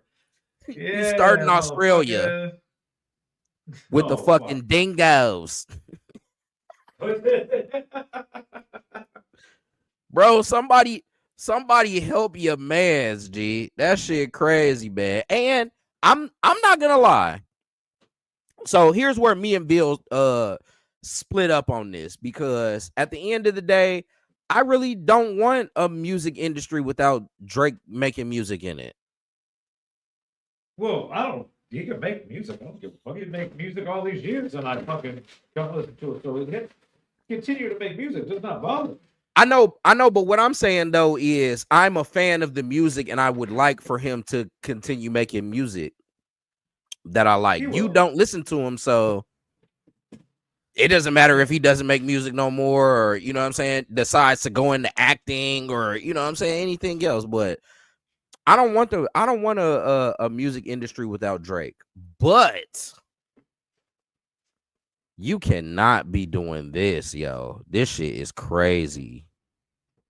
A cease and desist is for hoes. He said that. Mm-hmm.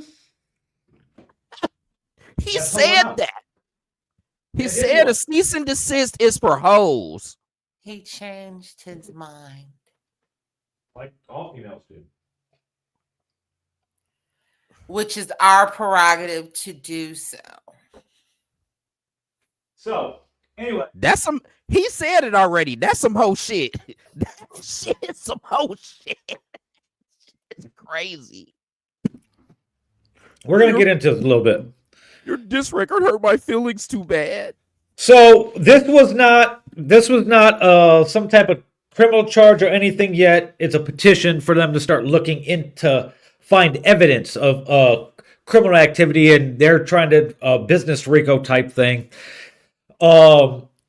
Drake's Frozen Moments company, Frozen Moments LLC or whatever, filed a petition in Manhattan, alleging that UMG launched a campaign to manipulate and saturate the streaming services and airwaves in order to make the song go viral, including by using bots and pay-to-play agreements. In other words, he's accusing them of doing whatever they've been doing for him all these years. And now they're doing it for somebody else, and he's not liking it. Well, that has never been proven. Exactly. And what people don't understand about bots, bot plays fall off. Like, these artificial plays that the bots generate and stuff like that, the algorithm eventually weeds those out. Happens all the time on YouTube. Go look at any local rapper, a lot of local rappers' YouTube, not just here, anywhere, and you'll see their video will start off strong. It'll be like 12,000 views, and then like 4 weeks later, it's down to fucking 4,000, 5,000. They had a bunch of bot views. Same thing happens with Spotify's plays and stuff like that. It might take a little longer for those plays to weed out, but it happens. Now, another thing, what basically this petition accuses UMG of dropping the licensing agreement by 30% to generate more plays. They also say that Spotify was putting it in search results for any artist you look up. So if you look, and then they're showing screenshots of them like looking up Dr. Dre, and it says Kendrick Lamar, and like if you look up like any artist, like it's gonna show a bunch of shit, and then somebody like them. So if you're looking at West Coast artists, Kendrick Lamar is probably gonna pop up in that search. Even if you're looking for like Dr. Dre or Snoop Dogg, somewhere down the list is going to be a couple more fucking rappers. And I don't use Spotify anyway. I fucking use Apple Music. Apple Music, has not been named in any petition. This was solely towards Spotify and UMG, or that was being accused of these things. As anybody in the music industry knows, payola is a big no-no and illegal, even though it's been going on for years, and there's ways around it get done. It happens. It's been happening in radio since the beginning of fucking the music business.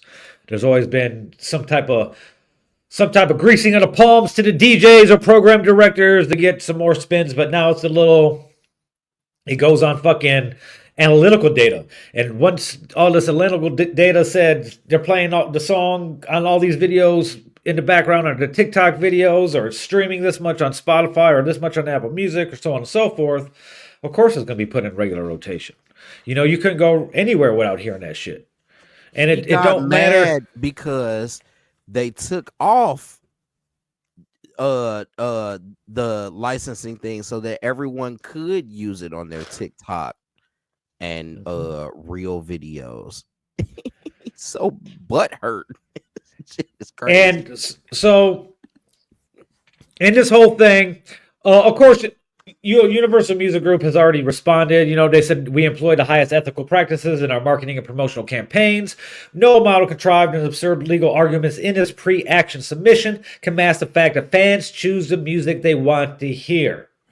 So after there's still a lot more to unpack in all this, but before we move on, he filed another suit the next day for defamation also. But the result of those two fucking lawsuits or pre-petition filings, not like us, fucking streaming went up 400%. So it's like, hey, yeah, guess what? No, we're just like, hey, a lot of people, like Budden said, Joe Budden said, hey, like Drake's been out here moving foul for a long time. Whether he's fucking motherfucking baby mom, sending him money, his fucking shit like that, weird ass shit. And then we finally found out why him and Metro Boomin got issues. What it all stemmed from. Metro Boomin's mom died, and Drake's like, yeah, but where's my beat? So that's where all that came. That's where all that shit started from. So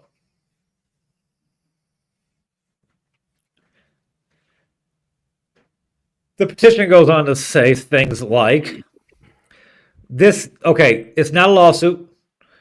What he's doing is he wants the preservation of relevant evidence should he decide to pursue a civil case under the RICO fucking act. What else? He suspects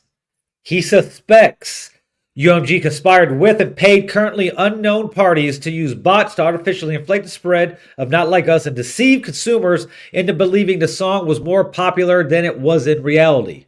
So he's saying it wasn't really a popular song. It was paid to be made popular. Look, let me tell you. Spotify wrap-up's about to come out. People were posting about it earlier, sharing this fucking little article about it. It's almost Spotify wrap-up time. I can't participate in that because I don't fuck with Spotify. Like I said, I got Apple Music, so I have Apple Music Replay. Tells me the same thing. I can log into that any time of year to see month by month what I listen to. And let me tell you, May and June. In May, I played Not Like Us like fucking 97 times.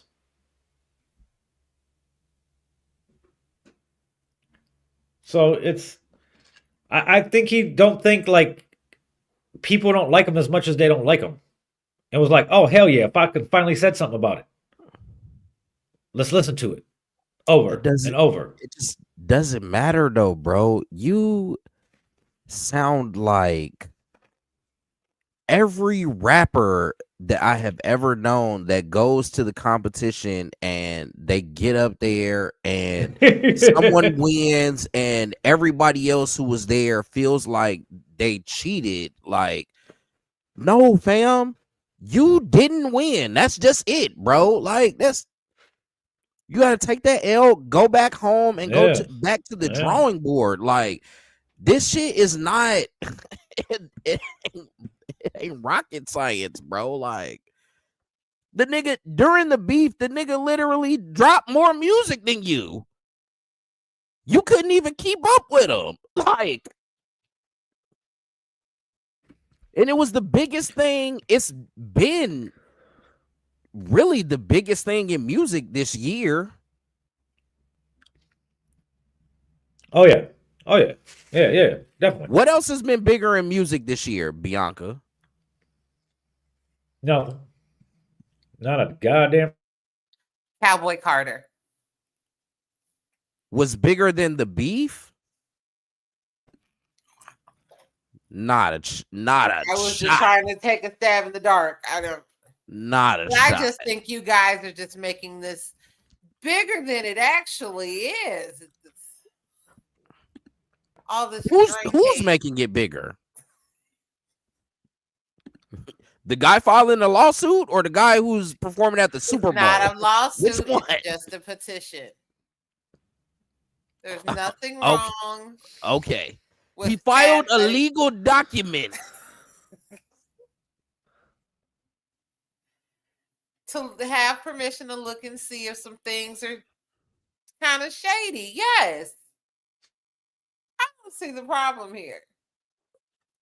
If you were at your job, your place of employment, and you knew some shady stuff was going on with your position and somebody playing with your reputation, wouldn't you want to handle that? Here's the crazy part. The reason he thinks that happened in this situation is because he lost. No, not even that. It's because they've been doing it for him. That's why he knows. Oh, I thought that was only. I thought y'all could only do that with the Drake package. No. What do you do? What do you do? Like it just screams. This should be a whistleblower moment, right? Oh, there is a whistleblower somewhere. Somebody came forward and said he got paid to fucking suggest it to somebody. No. Start suggesting it. Right, but what I'm saying is Drake, in this instance, him filing this. Yeah. Oh yeah. It's supposed to be like whistleblowing, like fuck you guys are doing something illegal against me, and I know because I was once. But not for me. But it's not though. It's not though. It's not. Why isn't it looked at as a? Why aren't other artists coming forward and be like, yeah, they did this to me too? Because in every other instance, it would have been Drake who was the one who was on the other side of it. Yeah. That's why. It just will never go to this level because it's Drake. You've been doing this. Yeah. Now you mad because it went the other way? There is no. I feel like in man law, this shit just doesn't. It doesn't satisfy at all. It doesn't. I don't get it. To me, at this point, every time he looks in the mirror, he like has to look at it like a bitch. Like, damn, it done came to this. I'm fucking suing somebody over this shit. It's just a petition so far. But there's a second action against UMG. It claims that not like us is defamatory. Okay. He has filed a second legal petition against UMG, this time claiming the company should have prevented the release of the blockbuster diss track Not Like Us because it defames him. He alleges through his lawyers that the song damages his reputation by falsely accusing him of being a sex offender, engaging in pedophilic acts, harboring sex offenders, and committing other criminal sexual acts. And this was filed in Texas. It also accuses UMG of funneling payments to iHeartRadio in a pay-to-play promotional scheme. You know, it follows what the fuck? Baka got a weird face. Why is he around? You know, so, but it's if the now this don't include Kendrick at all. He's not going after Kendrick and none of these. He's going after the companies. But I don't think he realizes how it works with Kendrick or anybody for that matter. That, you know, Kendrick didn't take that album and show it to Interscope or anything like that. He has his own label. PG Lang is his own imprint. You know how he puts up his music? With he fucking got an outlet just like we do when we log into fucking DistroKid or TuneCore or whatever. Says PG Lang. Yeah, they have their own little thing. Nobody at fucking goes over his shit like that. And none of the songs that we're talking about. Well, let's go back to Like That. So that's on Future and Metro's album. But everything else that he released during like the battle, none of that is on an album. Like Some of them are released as singles. Yeah, that was on his own On his on own his shit. own time. Yeah. It wasn't on an album. He didn't like turn this And- in like, hey guys, And attention. put this out Attention to for any me. of you rappers who don't know this, or any type of artists that don't know this, or aspiring artists that don't know this. You know, you could go to Spotify on your computer, create an artist account, and upload your own music to Spotify itself, and skip DistroKid or TuneCore or anything. Just like it's not going to go to Apple Music or anything else, you know, Tidal or anything like that. That you got to, you know, upload your music to Spotify. but you could go directly to Spotify. You know, so Yes. there's also that. They are a distribution hub. Because there's a few of them. I know you guys were talking about TuneCore earlier. DistroKid. What's the one? United Masters. You know, all of these. Now, United Masters anybody- was started by Steve Stout. Yes. So, But I put out something on there. they are a distribution hub as well. They just have some other have some United cool Masters features. United Masters is one of those where you have to be invited by another United Masters Yep. affiliate or artist or whatever the case may be. It's an So, approval but- process. Yes. But in any of those other cases, you can just go right there, upload your music. Boom, boom, boom. Shows up on all the streaming sites.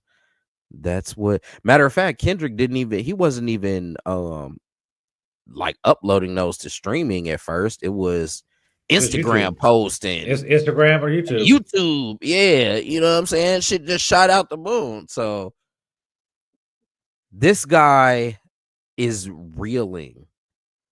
That's what it feels like. That's what it feels like, Bianca. It feels like he's reeling. You don't think that?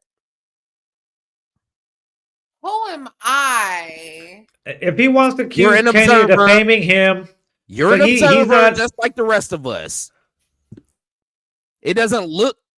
This doesn't look crazy. He was gearing up he shot the little video and shit in the all black with the gloves and shit. I thought that shit was about to be lit. I'm like, okay, cool. All right. He riding around in them fucking cars and shit. They got bats in the video with flags and shit like that. I was like, oh shit, okay. He about to, you know what I'm saying, come back and say something. No, he came back with a petition. Crazy. Two of them. That is crazy work. So, but it's so weird that, like, bro, if you're saying if you want to sue UMG for defamation for letting the song go out, but you defame Kenny too, like, this is what it comes to. All of this is just mad hypocritical on his part. That's yeah, definitely. It's fucking. That's all it is. It's all mad. It's the pot calling the kettle black. Yes. Like this shit is crazy. Like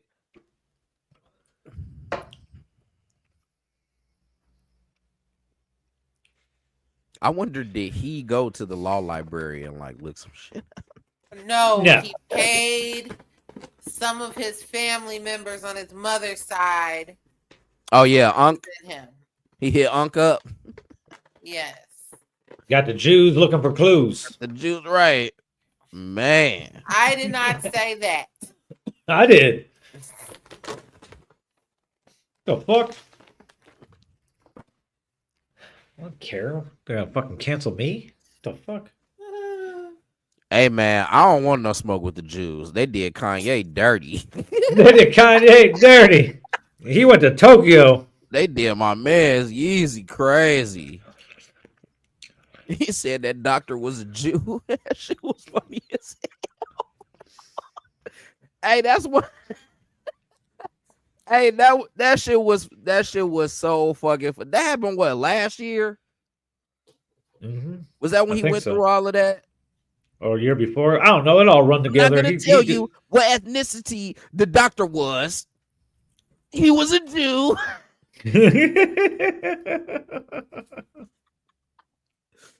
That shit was hilarious, bro. But yeah, man, you can't fuck with them, man.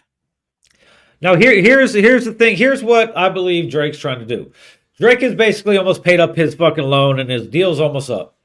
He wants to take his masters, and I don't know exactly if he gets his masters back like that. I'd have to look at exactly. That usually don't happen. Just because you're out of deal don't mean you own your masters. Yeah, exactly. Little Jew suing Big Jew. Exactly. So it's hard to try to grasp what he exactly he's trying to get from this, other than his freedom. He wants to be his own conglomerate. He wants to walk away from this UMG deal, get him paid back, walk away from this shit, and just be his own conglomerate. But I don't believe he's going to own his past masters until 35 years after the fact, because that's usually any standard deal. I'd have to get into it more and look into it, but He doesn't have a standard deal. I just doubt that he does. Yeah, but if anything, that would mean the label would be protecting himself more. The bigger the star, the more they're going to try to protect themselves, so they don't get. So they make sure they're still going to get a long-term cash flow. Right, but in this particular situation, I don't think anybody as a music artist has gotten 400 million from a label. So it's just in my estimation, I feel like it's safe to say that they probably tried to get as much as they could, you know what I'm saying, back from him, but he probably got him over a barrel. It's probably a very favorable deal for him, I would think. Usually. I mean, he was the one that had all of the leverage. He did the Apple shit, and then he's fucking... That shit is crazy, bro.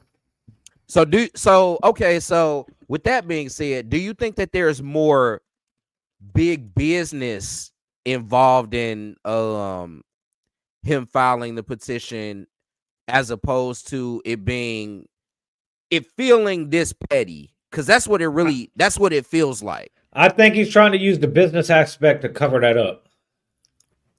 Okay. I think he thinks that people might not look at him so much as a bitch if he does it through a business way. You still look. It just looks really, really weak, and it looks like you are reeling, like caught fish.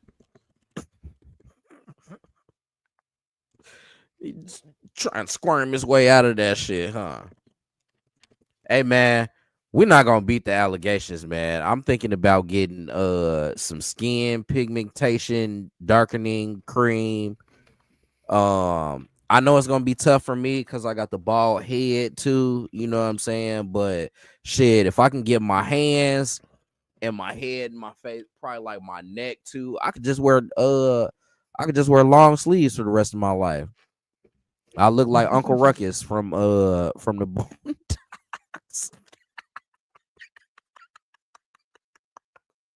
Cause I'm sick of this shit, man. I'm sick of these man, bro. Patrick Mahomes. And people don't realize good this year. They don't realize how much it's going to cost, to fulfill that deal, because they're like, oh, he grossed a shitload of money on his tour. That don't mean that he grossed a lot of money on the tour. He didn't net a lot of money on the tour. Once you pay everything and pay taxes on the tour, then and the label don't get a big cut because everything goes away with, the payroll and the taxes and shit like that. So no, but he's probably 360 though. You don't think that his deal is 360 where they get a cut of everything that he do? Oh yeah, they definitely do. But that's what I'm saying. I'm saying they probably made, bro. This nigga Drake said, "Your tour money is merch money to us." That motherfucker is sweeping dollars into trash bags. Like he is. How do we know how much the tour grossed? It grossed $320 million. I wonder how much it costed now. It cost him $100 million at least. Probably came up to Jesus Christ. Well, that's probably per night. And that motherfucker got a deal with the NBA too. They got some OVO NBA apparel, dog. That shit fly as hell on my soul. Yeah, so fucking Just overly light skinned though. What the fuck, man? If he had just took the L, it wouldn't have been so bad for us. You know what I'm saying? But now this motherfucker. that's crazy. They should do that shit on one of them court TV shows. They're saying that it was probably about $120 million in expenses on $320 million gross. So that's $120 million. So that's about, he probably cleared about $200 million on the tour. That's fucking crazy. How much he toured all year though, didn't he? Oh, Nah, cause he got off the tour and then he started doing them fucking records. That's the one we're talking about, right? The one that him and J. Cole was on. it's all blur, yeah. Okay. Yeah.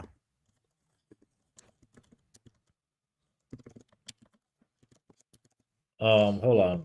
I'm gonna have This motherfucker had it cook in the beginning of the year too, man. He had just dropped For All the Dogs.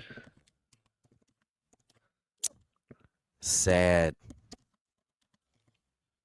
Oh well. I'll tell you right now, of that $120 million, approximately, before anything's taken out, which the label could take all of it, right? Depending on the deal, they have first dibs on that, because I know it's more than likely a 360 deal. So he's probably going to pay. He got to pay taxes twice. He's going to pay fucking $40 million in federal taxes, then he's going to pay another $55 million in Canadian taxes. So on $120 million, he's going to come away with $20 million, $25 million bucks after taxes in both countries. Nah, he made two, right? Because the gross is he paid the gross. Oh yeah, two. So it's still like 100 million, because that's damn near. You said 55 and then 40, so that's 95 mil. Yeah, so yeah. I'll tell you right now. So right now he would walk away with about $22 million based on $120 million. Now based on fucking, he would pay $66 million in. Damn, bro, he's fucked. It's altogether, it's $92 million, bro, in taxes. And that's just in Canadian tax. Federal tax is $65 million. Fucking Ontario tax, because he's based in Toronto, is $26 million. And that don't even include American. He got to pay fucking up to, he got to pay up to 30% on American thing. So you figure he's walking away again with fucking anywhere between $20 and $30 million off a $2 million fucking gross. That's crazy. That's somewhere around. That's somewhere around now. I feel like there's something else behind that. And that don't include lawyer fees and shit like that. And agent fees and stuff like that. People don't realize how much they pay. Like, if you live in another country, like, oh, I bought a house in Houston, blah blah blah. You still got to pay tax in fucking Canada. Like if we move, if we move to another country for the rest of our lives, we have to pay taxes in fucking America. Even if we live in another country for the rest of our lives, every year we still got to pay taxes. That is freaking interesting. Yeah. Because we're still citizens here. Yep. No matter what, we got to pay our fucking taxes. It's fucking yeah. Fuck It's like America. that for it's like that for other countries too. Fuck America. Yeah. So yeah. So people don't get shit. Like I was watching.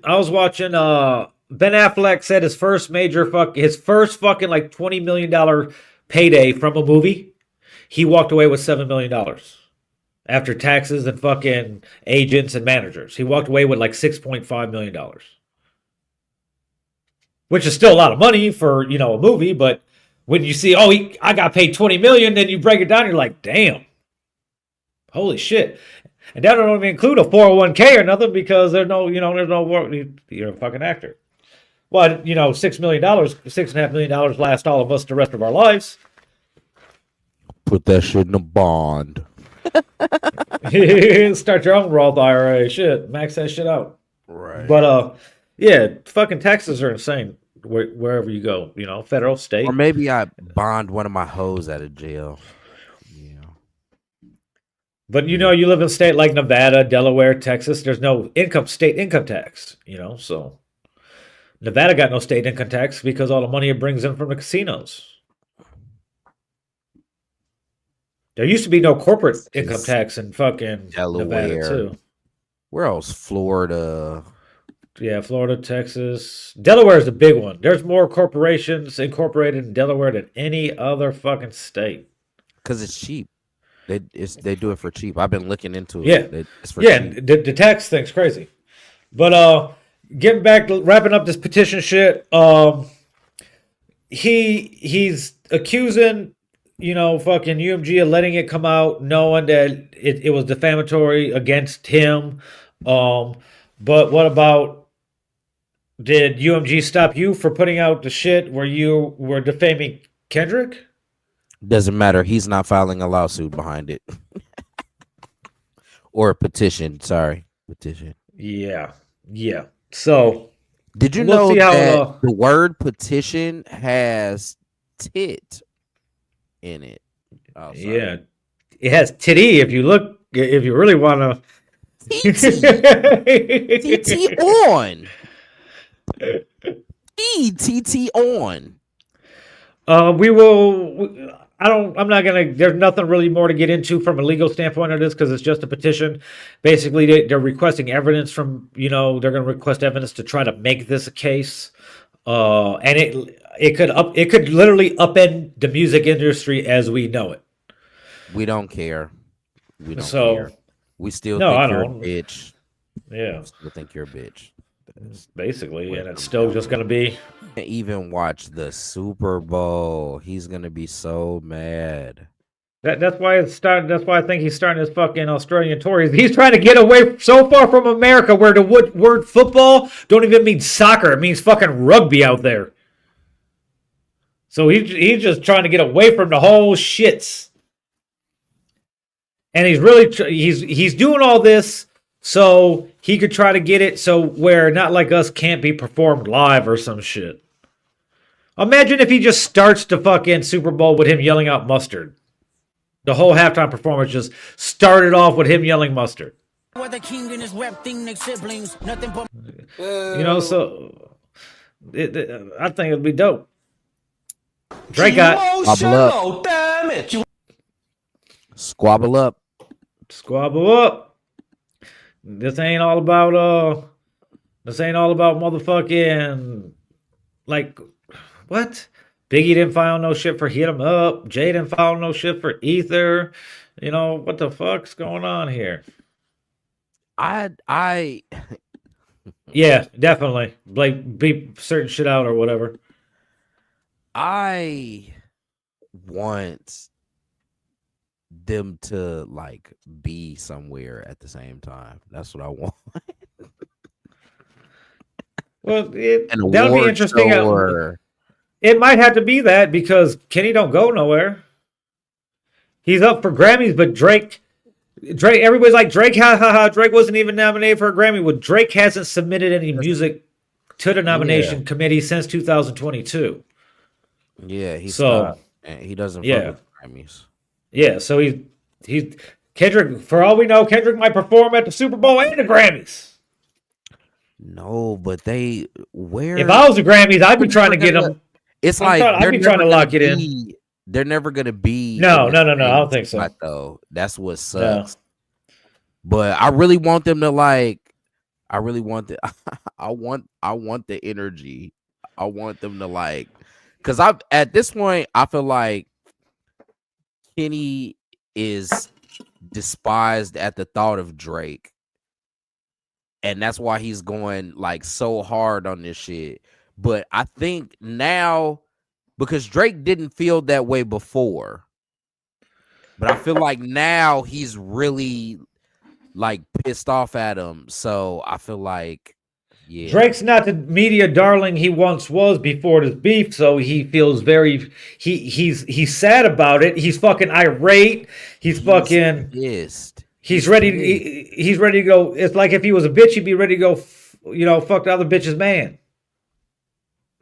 Or pour sugar in his gas tank, or Yeah. other That seems idiotic. more Aubrey. No, actually, he does sound like the type to go fuck. He want to go. He really want to fuck his wife. That's really what all that shit was about. That he was talking in them songs too, though. Oh yeah, He really wanna fuck like his wife. yeah. So He can have that on called. the way. It ain't that though. He called Kendrick an abuser. Said he abused his wife. So he defamed Kendrick too. So if Kendrick is brought up, if this is made an actual suit, UMG could come back and be like, well, let's do a countersuit for this and this and this. See what he's looking to get out of this contract, maybe some bread or a part of his masters, whatever case may be, because his masters are worth a lot of money. So, but you got to own them. You got to own them. So he's rebelling against Daddy Lucian. So Niggas acting bad. Somebody gotta do it. but we'll see how it plays out. There hasn't really been. I mean, UMG has they put out their little statement like I read earlier. Kenny hasn't said anything. Kenny might not say anything. He might drop another song.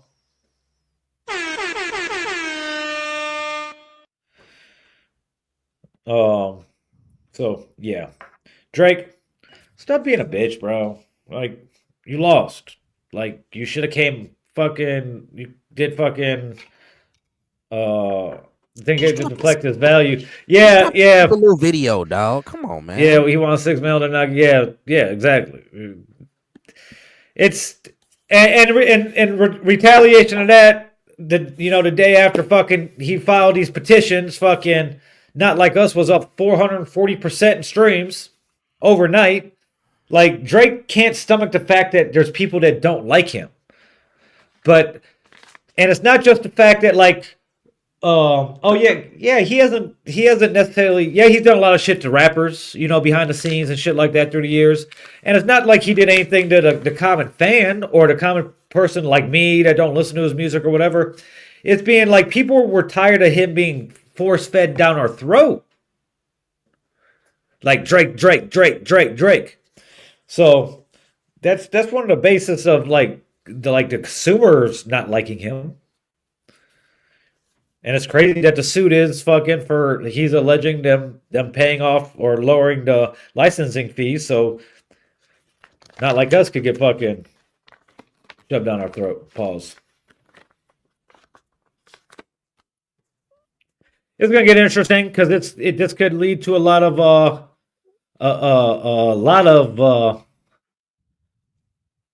the music industry coming to light that most people don't know about. Even though a lot of this shit's common knowledge. Drake needs to drop an album on Super Bowl Sunday.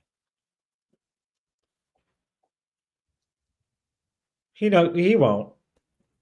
He should, but Do he another won't. dance album. Drop that shit on Super Bowl. I ain't thinking about this nigga. And that's what he should do. He should just took the L and went and created. Just go back and create some of your Drop singy that, shit. Go fucking drop that little dumbass video that he had. The no face go make video. another Drop that Hotline shit. Bling or some shit. Go make something motherfuckers want to dance to. Well, you guys seen that video of that fucking high school? A bunch of white high school fucking band students in the fucking gym fucking already learning fucking, what was it? TV off? They're already fucking playing TV off. Like 2 days after it was released.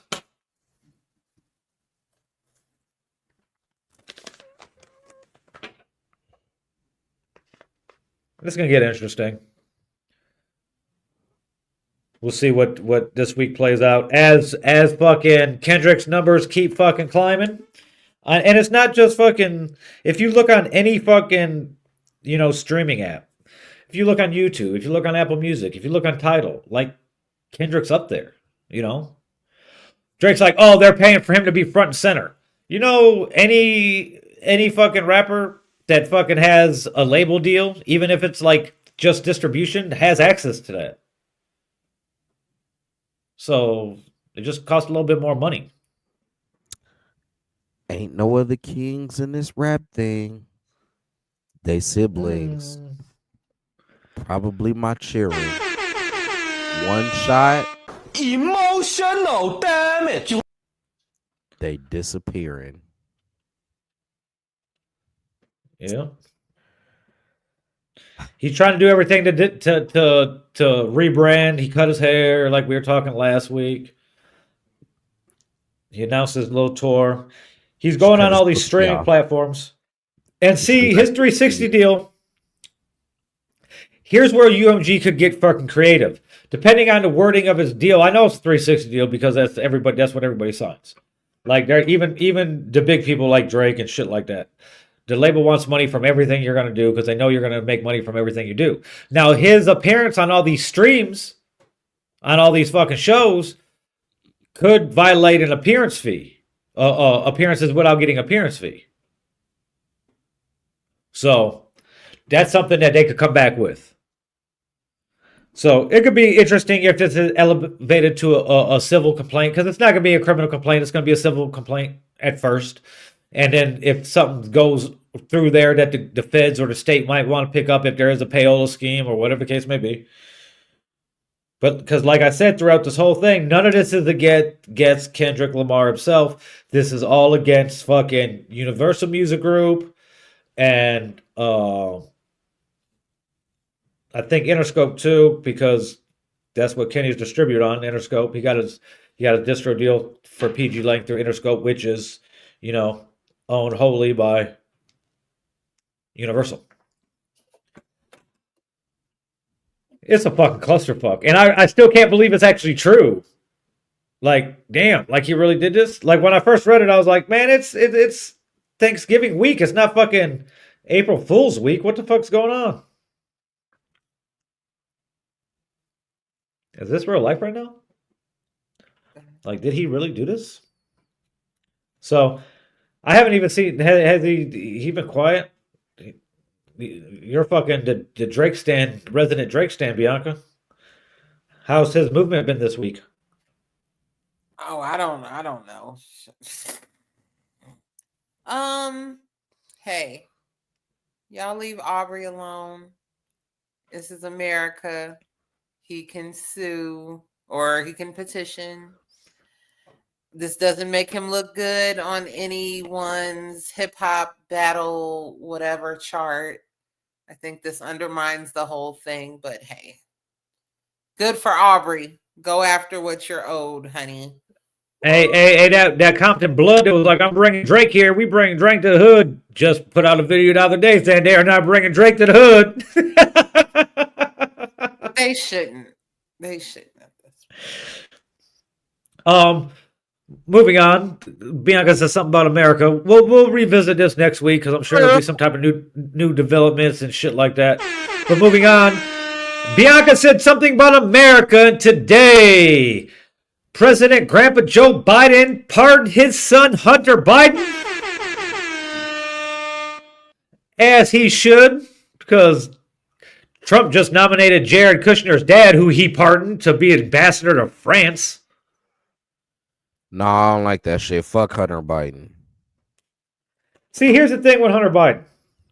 If he was any other person, if we would have got the same charges Hunter got, they wouldn't have been, we wouldn't even have got probation. The IRS would have been like, you gotta pay us back, and the gun charge would have got us probation.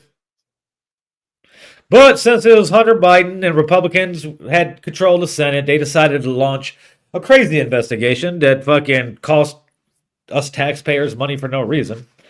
And the end result was his dad pardoned him, which I would have too. I would have been like, hell, you know what? I would have waited. I would have made my kid wait till like the night before the inauguration, though. Hell yeah, because that shit. Nah, fuck that. I feel like Hunter Biden getting pardoned is like Bronny James getting to play in the NBA. Nah, not really. It's not like he murdered anybody or anything like that. It's nepotism. He deserves to be in jail. But that's the thing. Nigga. If he would have went the regular route and not got picked on by the Senate, he wouldn't have went to jail. He would have just had to pay back the money and got probation. No. Fuck that. Fuck that. Your ass go to jail, bitch ass nigga. He wouldn't have went to jail. It was a white collar crime. Bronny and a gun charge. Stay in the G League. Stay in the G League, my dude. Bro, he's not even good enough for the G League. Stay in the G League, my guy. Get your little. Hey. Keep getting them checks, though. Keep getting them checks, my guy. Hey, ain't it? Don't come back. Keep getting them checks. Keep getting them checks before they realize that they're gonna just waive you. Go overseas and play some defense, bro. Please do not play against Jalen Green or John Morant or any of the motherfuckers, because they're gonna slam so hard on your ass. Pause. Yeah. It's gonna be on all the posters like this. All the posters. All in your face and shit like that. That shit gonna be crazy. Don't do it. Don't do it, my man. Hey, I seen Bryce. Yeah. I seen Bryce hooping recently though. That motherfucker looked like a pro though. Oh, he's good. He's good. He's taller than Bronny. He's good as fuck, and he got all the skills too.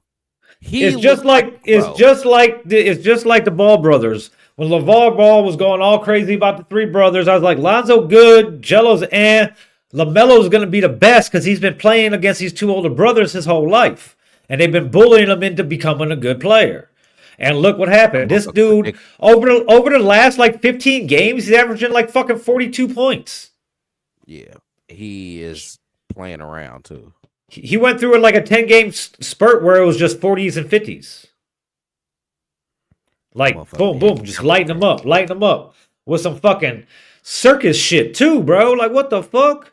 But that's how we grew up. But yeah. What else would I do? Yeah, I would definitely pardon my son too, no matter what he did. I'd pardon him, but I wouldn't make him wait till I'd let him sweat it out to the last minute. Him thinking like, oh fuck, he really not gonna do this? It'll be like 11:59, be like, guess what? You're good. Bitch, that's just me. Nigga. Oh, that's just me.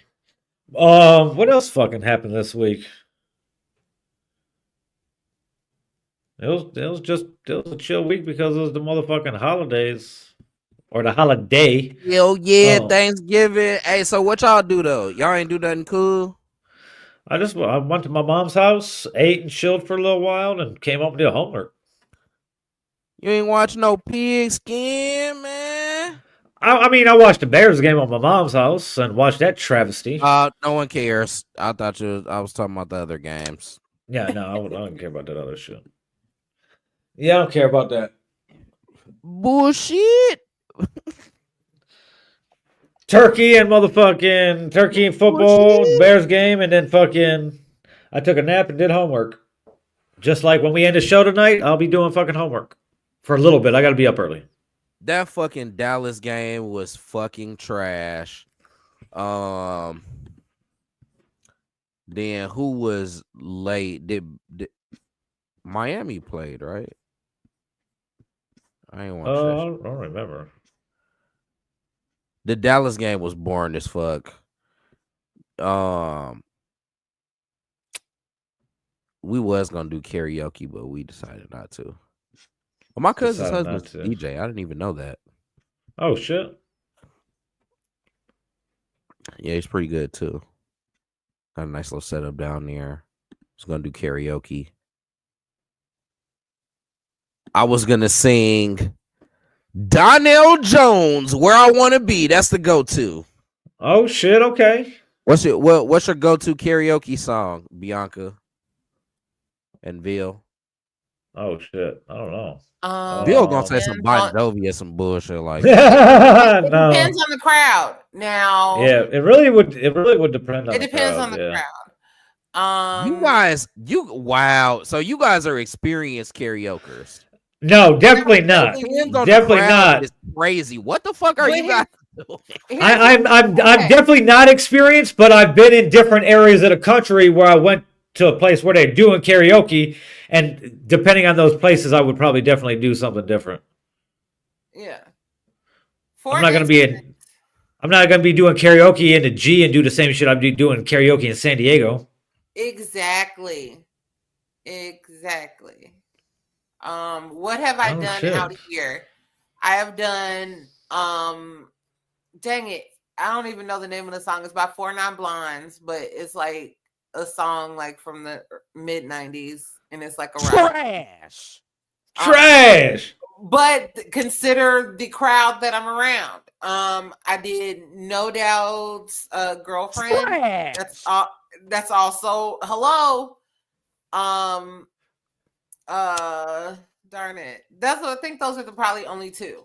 But I would have done like some type of Missy song that everybody knows. But you know, Bianca's I didn't white. wanna... I think you're white now. There's nothing you can Because do to change that. Because I had two. Yep. Okay. Yep, you're white now. Sorry. That's fine. I don't know. I'm not a The karaoke big person. homie. Shout out to G-Rep. I'm definitely not a motherfucking karaoke person, but What would you do, Ville? I don't know. Sweet home Alabama. Definitely not. Probably some Usher or some shit. I don't fucking know. If I was if it was like Usher is urban... definitely popular. Yeah. Nice and Slow is always a good one that gets the crowd going. It depends. Like, if I'm drunk, it's definitely gonna be Red Hot Chili Peppers' Other Side. Because once I'm drunk, hey, me and Craig were drunk one time going to the. I ain't gonna lie, that's the shit though. Yeah. No, I'm not gonna do Eminem. I'm not gonna do no rap at karaoke. I would do some rap at karaoke, but not nothing. I wouldn't. I think rap at karaoke is weird. I wanted to do where the party at? Hold on, wait. When Where the Party At come on, you're not gonna do Nelly verse, dog. I'd rather do from Jagged Edge's verse. Fuck out of here, dog. Nah, that shit hit. I ain't gonna lie, at karaoke, that shit hit. Yeah. In the VIP twisted, downright lifted. That shit be hitting, dog. Bitches love Nelly. That's yeah, I heard of it and I even went to it. They're doing some trap karaoke in Chicago, but I heard it all my life too, because all these local shows, these motherfuckers are just rapping over their fucking instrumental, their fucking vocals anyway, so it's all karaoke. Funny. Nah, nigga, that ain't even.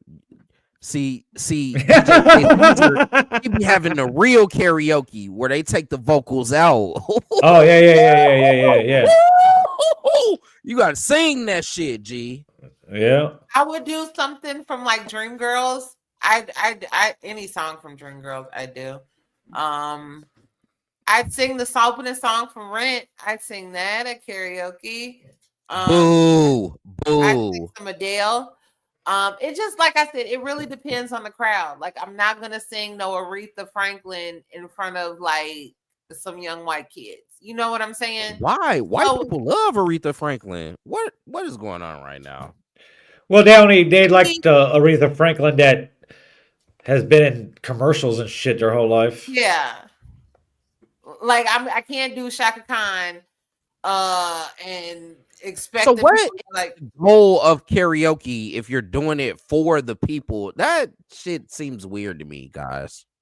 but I do want to have some type of participation or something. You know, I want to see some people humming along while I'm singing it or something. You want to Or- sing the song that you think everybody else knows too. That's the point. Get the crowd participation into it. Yeah, or not They know necessarily. all of these songs. All of these. You pick a popular song that everyone knows. But you also got you. My If I'm drunk enough to do it, I'm not going to pick a song I know that is out of my vocal range either. There you go. Out of my because hey, I ain't trying to look like a fool. Hello. I wanted to do "Toxic" by Britney Spears, but that's a little too high for me. I already can't sing, so I don't want to really not fucking. I want to at least sound halfway decent. I know somebody karaoke. Okay, You're supposed to sound no, you don't, bad. You don't, bro. People take this shit serious, bro. You guys are making it. No, I don't. Because you're being no, check it out. Serious. Check it out. Pissed me off a little bit, but cool. Look, check it out. Fucking, I got my boy. Oh, dude, the fucking door guy at the VU, Aaron, the white dude with the long hair.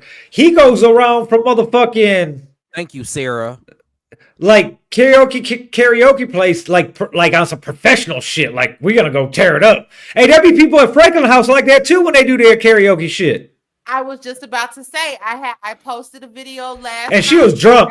She gonna sing whatever, but Sarah gonna be drunk as fuck. Guy was singing Stevie Wonder. Shout out to Rick. Hey, thanks, Rick. Hey, hit me up.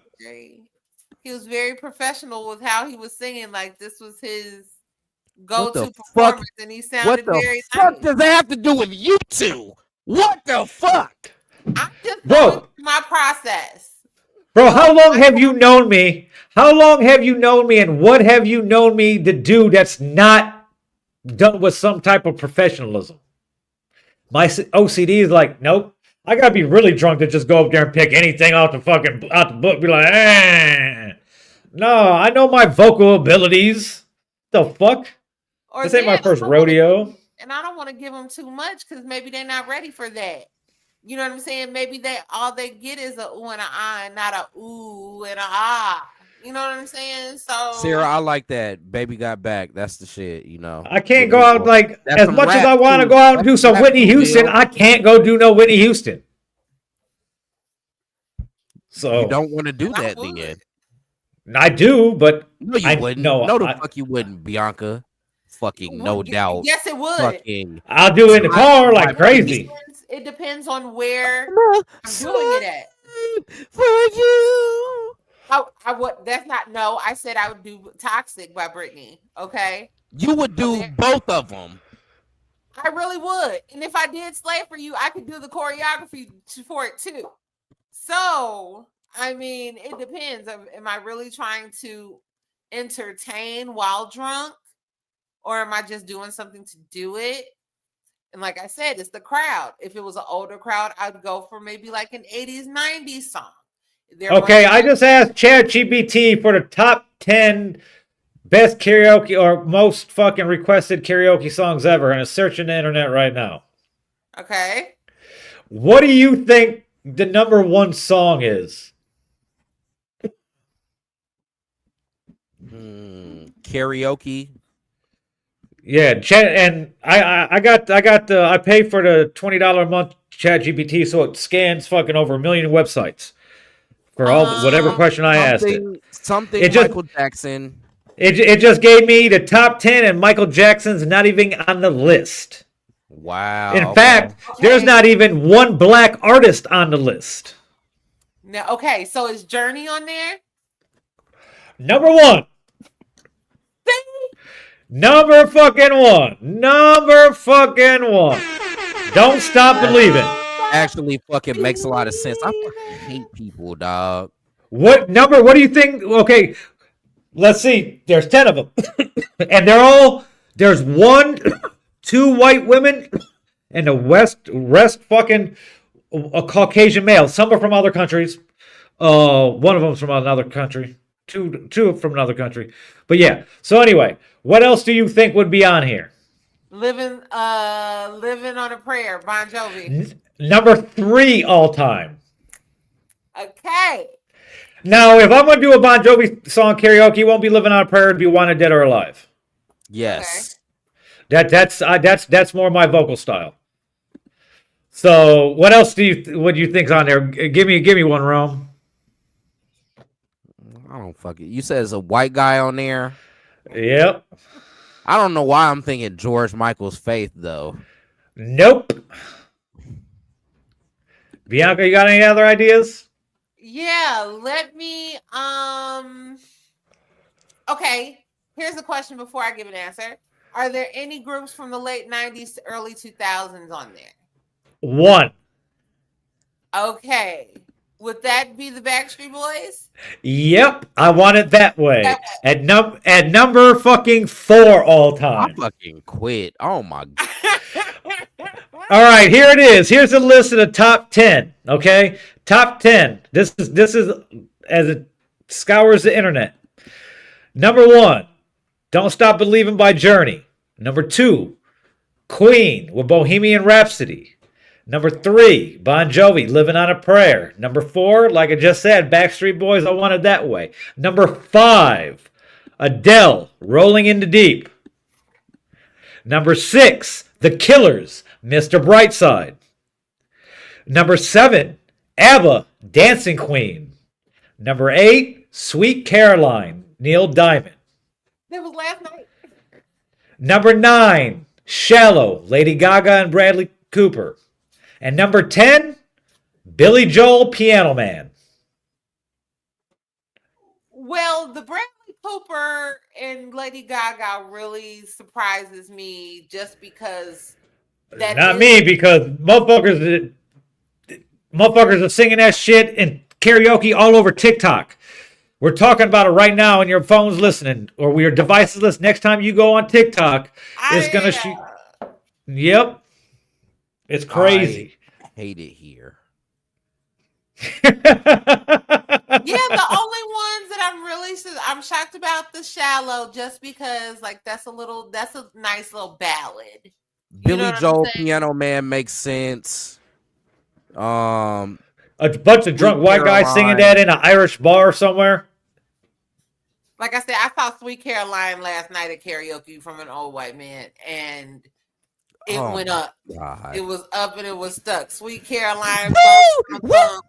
Oh fuck. Yeah.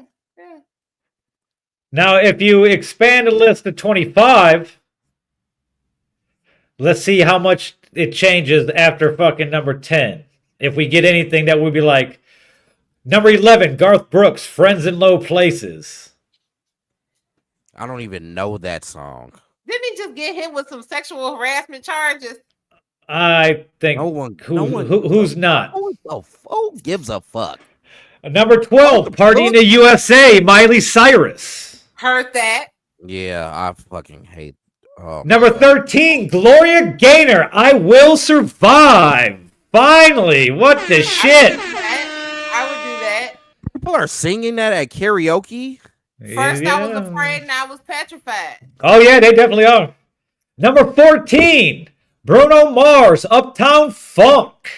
Okay. Definitely. They definitely doing that. Yeah. Number 15. Ooh, you gotta have some balls if you do this shit. "My Heart Will Go On," Celine Dion from Titanic. Oh yeah. Oh yeah. They somebody. Number 16. Here you go, Bianca. Britney Spears, "Toxic." Told you. Number 17, Jason Mraz, "I'm Yours." I can see that laid back, kind of chill vibe to some depressed drunk person. Number 18, Britney Spears again with "Hit Me Baby One More Time." Yeah. Is that one of the songs with like the little strings in the back? Are you With I the thinking forget. about guitar? NSYNC? No. No, it's Jason Mraz. I only know one song from him, and that's called "The Remedy," and and that might have been his first single. Hold on. I don't know who that is, but I think I've heard that The song Remedy though. is like what? Oh, I'm 03, yours. This one. You're gonna. You, I've never heard of that song. Boo! Boo! Number 18, Hit Me One More Time by Britney Spears. Number 19, Summer Nights by John Travolta and Olivia Newton-John from Greece. Which, yep, that's a big fucking... I thought that would actually probably be higher on the list because them white people love that song.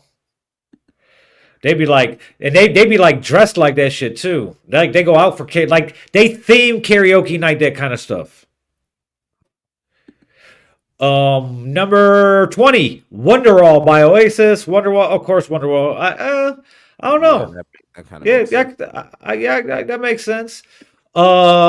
Number 21, Total Eclipse of the Heart by Bonnie Tyler. That definitely can see that. Definitely. Now here you go, Skurlock. Here's an Eminem one. Number 22 is Lose Yourself. So Oh my I can see God, some. people do that. Orange Week. I can totally see Nervous. at Franklin House, some of your Franklin House, some drunk fucking Velpo frat boys doing "Lose Yourself" with a wife beater on. I could already see it. Number 23, "Creep" by Radiohead. Okay, that's kind of weird, but that's very fucking weird. If somebody starts doing "Creep" and I'm leaving the fucking bar, I'd probably never go back to the bar ever again after that, because what the fuck you doing "Creep" for at the bar karaoke, bro? Like, hey, for real though, if whoever's doing that is old enough to not shoot up a school because they're really demented. Like, for real. If you're doing "Creep" by Radiohead at karaoke, there you might need to seek therapy fucking immediately. 24, "Shake It Off" by Taylor Swift. Okay, I'm surprised one of her fucking catchy ass weird songs hasn't fucking popped up here. Yeah, I don't And know. number 25 by Smash Mouth, "All Star." Somebody once told me the world is gonna. Oh, yes. I think he just passed away. Yep. Last year. Mhm. I'm trying to think what rap songs I would do when I was drunk. Probably some old school shit, like House of Pain or something. Nothing but a G thing gets done quite regularly at black people karaoke. I don't want something hype. I do hit him up. Just pocket. Yeah, you'd have to do the whole song though. That'd be lit. Even the Outlaws parts. Get out the way, yo. Like, I probably would do probably "Made You Look" by Nas. really? Yeah. That turns everybody up. Everybody loves that beat. Yeah. So Yeah, that's dope beat. Okay. Yeah, I don't know. I don't know what rap shit I would do. That's weird. You know what? I would do fucking Twist and Speed Not Mops' Mop Stability song. I would do that one. I could do that one word for word. Liffy Stokes' verse on that song is one of the fucking greatest rap verses ever. agreed. So He was going crazy on that shit. I definitely do that shit, because if that's on my playlist, that pops up on my playlist in the cars. Yeah, fucking got cotton mouth after because I just rapped the whole fucking song. Yeah, so that's probably one of the rap songs I'd fucking do, but I don't know. International Players Anthem. Okay, That all goes off pretty well. You got to get more people to do it though. yeah, No, you Yeah, gotta do you- all of it. Ain't that what you just said? that's a lot of people. You need a group. Yeah, hit them up too though. Like, if I'm gonna go up there and sing a fucking Boys and Three Men niggas. song, I want my crew with me too. Who gonna do the deep motherfucker voice? You know, baby. I'm sorry. I Baby, care for you. I'm I sorry. really do. Yeah, so you gotta have. Mhm. That motherfucker just gave up after a while. He got tired of walking around with the cane. He's like, they ain't gonna miss me if I go anyway. The motherfucker don't care about my low ass voice. I'm gonna just go home. I wanna do right. I don't want it with you. I didn't care for Wanye. Nathan was my guy. That's whatever. That's your prerogative. Nathan, I don't even know which one that one is. Nathan has the glasses. Sean Yeah, he's is the one with the glasses, the slim. skinny guy. Wanye is the one that sings. The hype. He's so hypey. That motherfucker be into it. Motherfucking veins on his neck about to pop out. Like Wanye is Blockhead. No. Blockhead is the guy. He had the flat top with the glasses, right? That's what you're talking about, Nathan. that's Yeah, Nate. that's Blockhead. You're what up, Twan? Yeah, okay. And then Sean was the skinny one with he ended up with the fro, right? Yeah, little fro. And then deep voice nigga. Yeah, I I forget it. Mike. I think his name was Mike. No one cares. No one cares. Hey, they be doing their shit on the strip. They got a little residence. They be having a residency on the strip and shit. Them three. And the kids got a group too. Bro, and Wanye's kids sing like a motherfucker. He is cold. Yeah. He is cold. I heard they ass. Mm-hmm. Also, shit. They what's been all of the shit too? Yeah. Oh yeah. R&B heads, they be killing that shit, cuz. Fucking white beat under a button up with the button up on the button. They're just moving the shirt around all the time.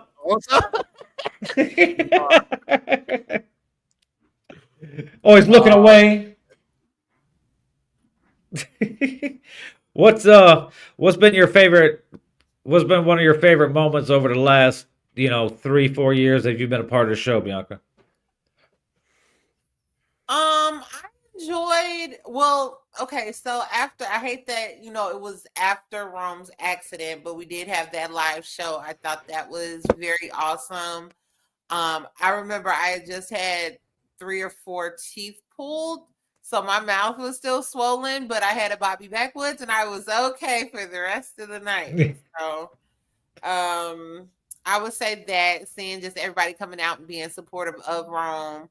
And then of the pod. And then I would say we do a lot of interviews with different people. I enjoy Babs and G Scott's interview, and I love them as a couple. That whole thing, that's very interesting to me. I think we've had Keisha on. Who else? A lot of people. We had D Brown. And I don't know what year that was. We just had Edge on. Yep. Oh my gosh, we had another artist on like a couple weeks ago, maybe. DJ Stardom, she was on. Yeah. Who else? There's been all types of people on.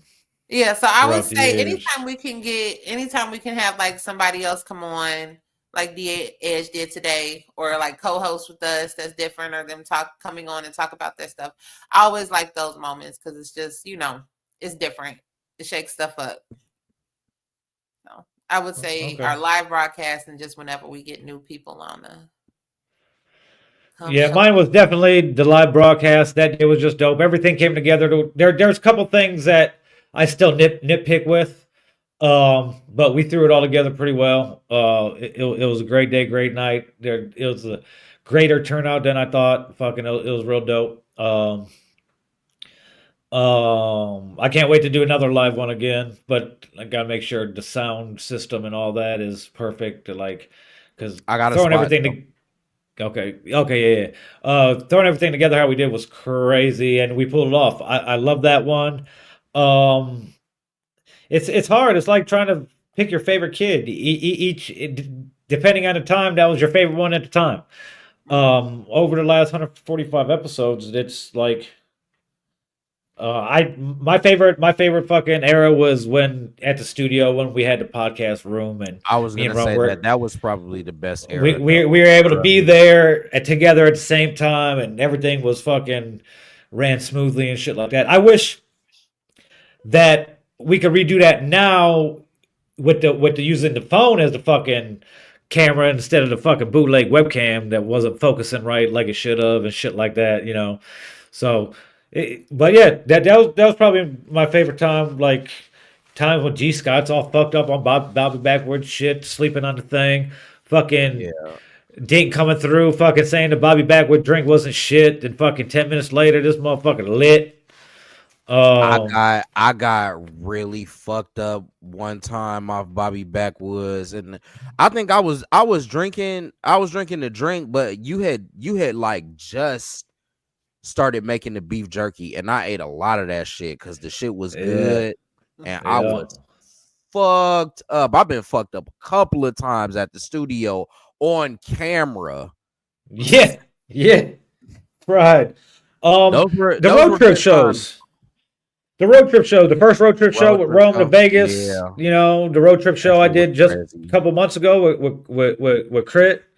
You know, the road trip shows were pretty dope. Yeah, it's hard. I liked all. There are a couple episodes I didn't like. Like the episode I was on shrooms and everybody was pissing me off. There's been some errors too. Like I remember Moses' first show where he was pretty fucked up. Oh yeah, there's been a couple shows. Yeah. I Yeah. think we kind of thought that it was gonna be lit like that, but nobody wants to be remembered as the drunk on. You know what I'm saying? So there's been shows where Indy's been under the influence of whatever, saying crazy shit. Really we could do a whole recap show of fucking crazy shit Indy's done over the years.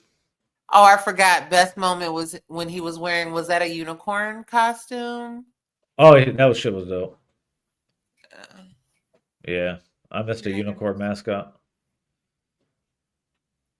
Yeah, it's been some wild times though. It's been some wild shit that's happened. That's happened. Shit.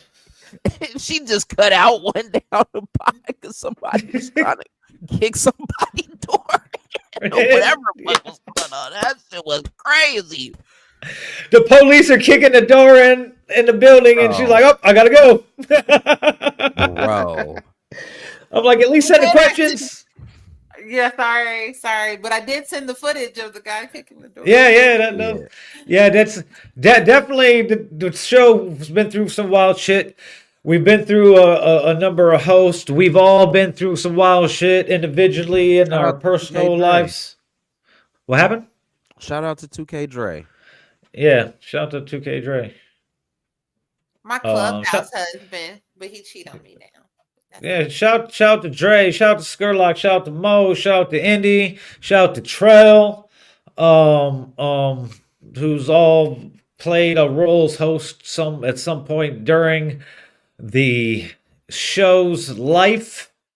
And it's been dope 4 years. And in 5 weeks we'll be celebrating 150th episode where we'll get a revamp. You know, we'll get new variations of the logo and background and all that stuff. Until then, we're gonna move right along the stuff we do all the time and fucking wrap up the show. Well, Bianca, you ready? Because it's about time for everybody's favorite 5 random questions.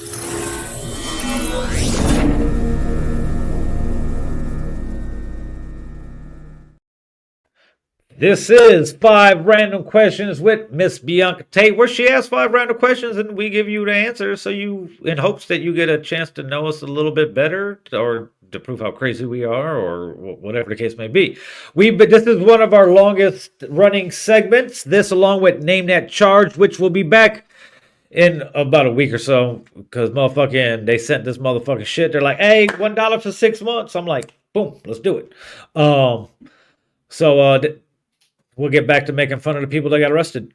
and stuff like that, and trying to guess what they got arrested for. But we did this before Bianca was the resident question maker for this segment.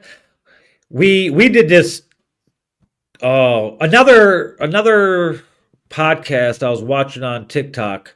Like, that's how I got the idea. They were just ask crazy ass random questions, and so I was like, "Hey, let's do this." And we had a question generator online that we found through Google that we fucking generate questions. And then one day we're like, "Yo, Bianca," I'm like, "Hey, you're gonna be the question person. So you got all week to come up with 5 random questions or a list of whatever you want to do, and just be ready by Sunday."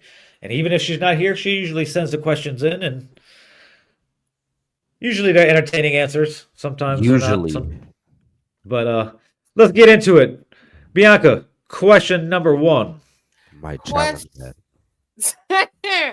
Question Emotional damage. Question number 1. Okay. What is your oldest habit? And it can be a fuck. good habit or bad habit. Oh shit, might be my weed habit.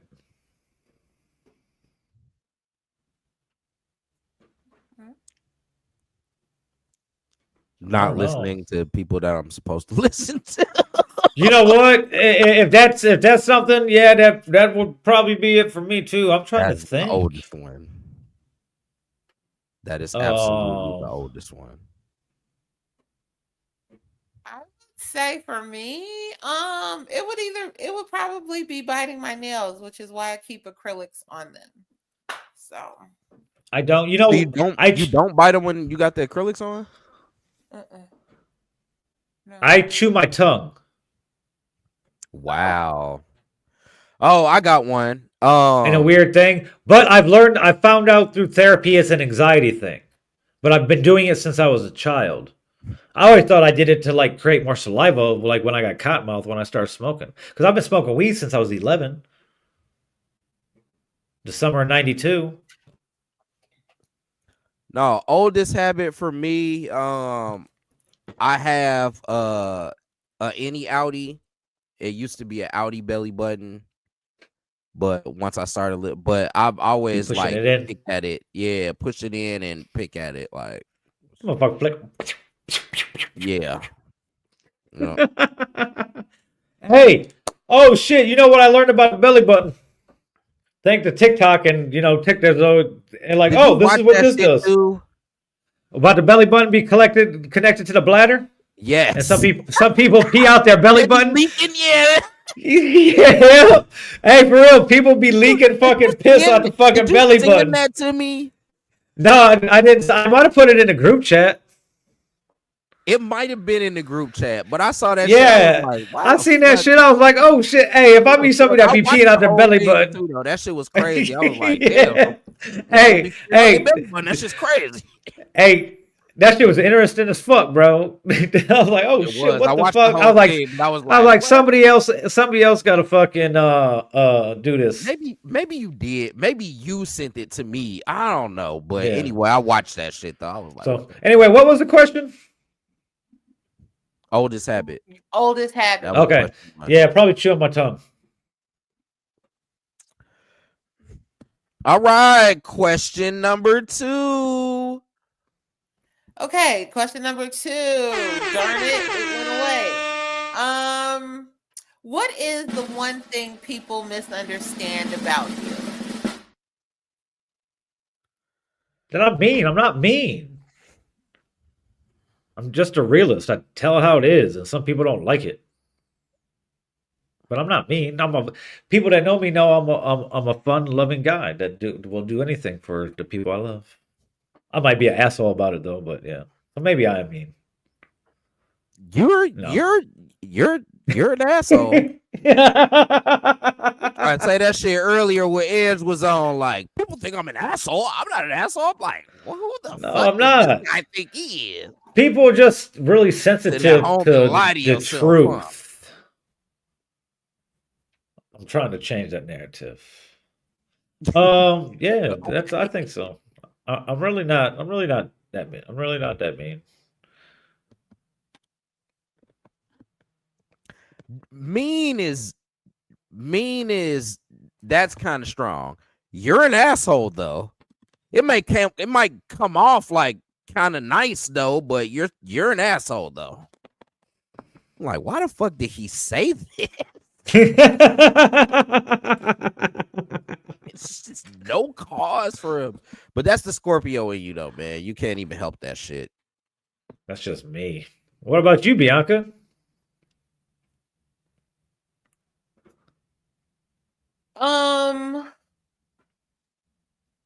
I think generally overall, people may feel that I care about things more than I actually do.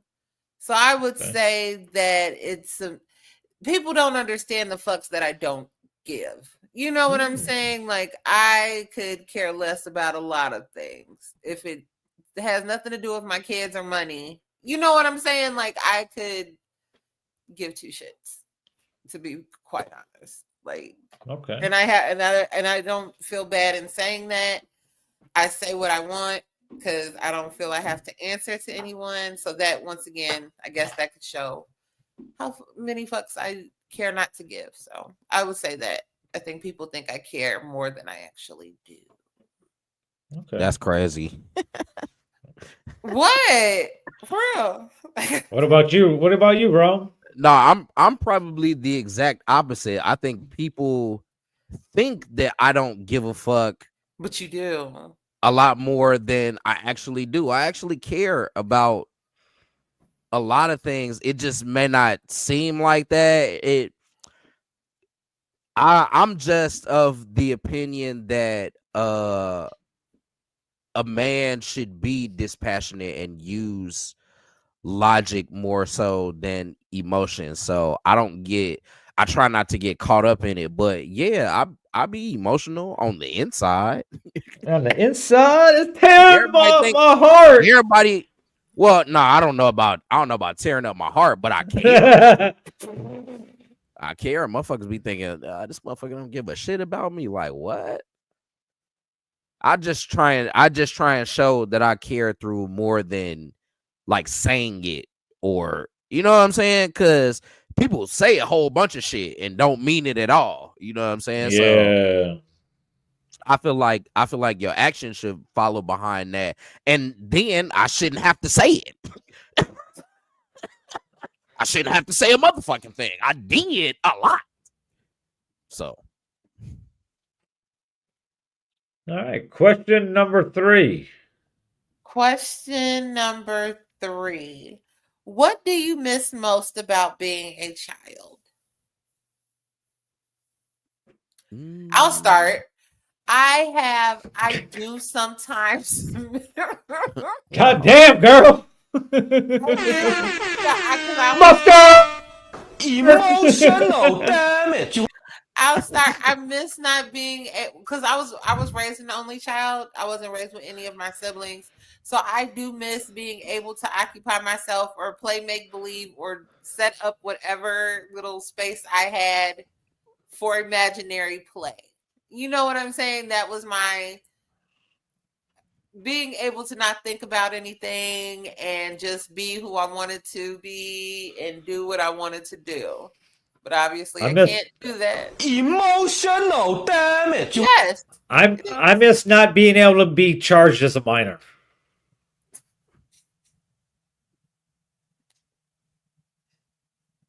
free food. He said free food. Wish I had some food And free stamps right food. now. No bills. No bills. That was awesome.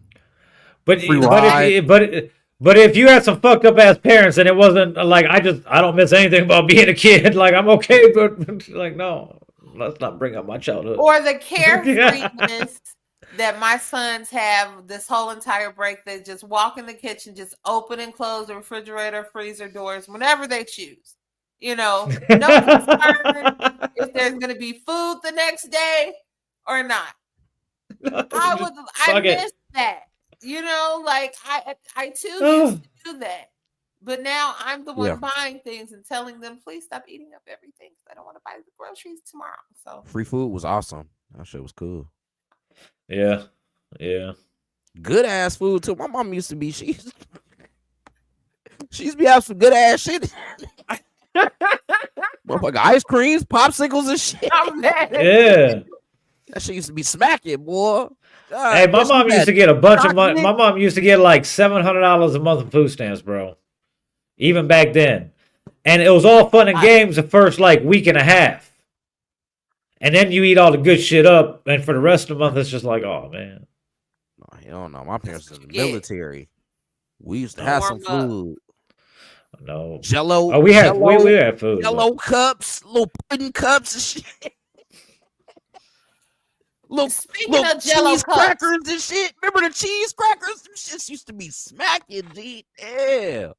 Miss that shit. now I'm supposed to be watching my sugars, right? So I bought myself some sugar-free Jello just because they said I needed something to look forward to. How these little fuckers are eating up the sugar-free Jello? Like, then I called myself, I can't have pop. So I'm like, okay, I'll get the sparkling water and be fancy. And that mess is horrible. They drink that, I guess, thinking it's pop, but it's not. And then they look crazy when they drink it, and then it's just like a waste. So Kids. Damn, with the pre-diabetic mom. Shit. I should have swallowed at this point because That shit used to be lit. My mama had the motherfucking crunching munch. She used to hide that shit though. I Oh, used to yeah. find her shit, G.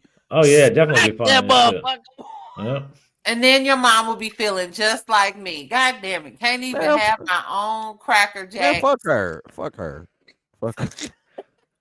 Fuck her selfish ass. Fuck. That's how I was like, Mom, you get this is That was the food stamps buy this. You didn't buy this. The food stamps bought this. The taxpayers bought this. So why you hiding it from us? I don't And don't I'm care. quick to Because tell that them shit little probably came out fuckers, my like, mama's look, I bought pocket. I this. don't care. You Mine should have did. bought me a box of Stamps, crunching munch. Not when I was a too, kid. man. Ain't it? Let's move on. Moving on to question number 4. Question number 4. If you had a free pass to do one thing without suffering the consequences Murder. for it. Rob a Murder. bank. Murder. I'm not I'm that murdering dark. somebody. See, I'm and murdering then somebody. then this I'm is murdering why somebody we with money so I can get some money too. This is what we talking about, Vil. Like, what type of shit is that? Murder. You really think you're gonna beat the allegations, though? And She's he will. well, yeah, I will. But No, she you said won't. do that. Yes, he I'm not will. murdering anybody. That's I'm not the part. murdering anybody. No. I understand the question. What I'm saying is, Oh, in real life? Oh no. that yeah, narrative no. that he's not mean, that's never gonna be the case, dog. No, I wouldn't murder anybody. No, robbing a bank would probably be it. That's because you get money, so robbing a bank. But I don't know, because a lot of banks don't have a lot of cash on hand, so I maybe want to rob a casino. I might want to go bigger. Yeah, okay, I get you. Ooh, doing a I get fight. you. Or a treasury. Yeah. No, casino's better. Treasury, a lot of that money is accounted for. The casino money is just all coming in from everybody. And they got a lot of money on hand. Banks Yep. don't got a lot of money on hand like that. That's true. And they're insured. Yeah. So the motherfucking, I'm thinking maybe a casino. Yeah, casino. That makes sense. Yeah. I'm robbing. I'll probably rob a casino.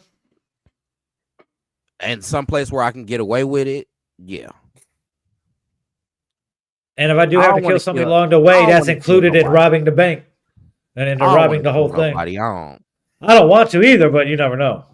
You gotta be prepared for everything. I don't got no beef with nobody that like they gotta go. You know what I'm saying? I'm trying to rob something though. Yeah, I definitely want to rob something, but you don't never know what happened while you're trying to rob something. So yeah, what about you, Bianca? What would you do? You were gonna say murder too, weren't you? Have sex. No. Have sex with an elephant. With no. I 3 people at the same time. thought about the craziest fucking animal I could think of to get away from a bestiality charge. I was What leaning the fuck was that? on. I was leaning on robbing a bank as well. I was gonna say, break into a jail, but I'm if I rob the bank, then that can, two birds with one stone. So yeah, there you go. Okay. You Break want into to break jail into for the jail? You for a trying to public break intox somebody charge out? is crazy. Yeah, that shit is crazy. That's crazy. I mean, maybe you can get away with it though. Shit, hey. But she said she ain't gonna go get him. That would have had to been I want like to pay the money. Yeah, okay, yeah. with What? my money. What are you talking about? Yeah. Bianca is overly Capricorn. I'm starting to get this. I didn't even realize this shit. You supposed to be half Aquarius though. That's what I ain't getting. I don't understand how I'm half Aquarius, but I'm still born in the time frame of a Capricorn. Because you're so late. Oh. You never heard that before? Rap. You in between. They call Actually, them tweeners or whatever. And then technically there's another zodiac. Yeah, let's not even. Yeah, Nobody believes in that shit. Yeah, Nobody it's true because the time frames. But anyway, wrapping this up with question number 5. Question number 5. Okay. What is the most unsettling dream that you've ever had? Oh, that's kind of hard because I don't dream like that. Yeah, I've never had a nightmare. I've never had a nightmare in my life.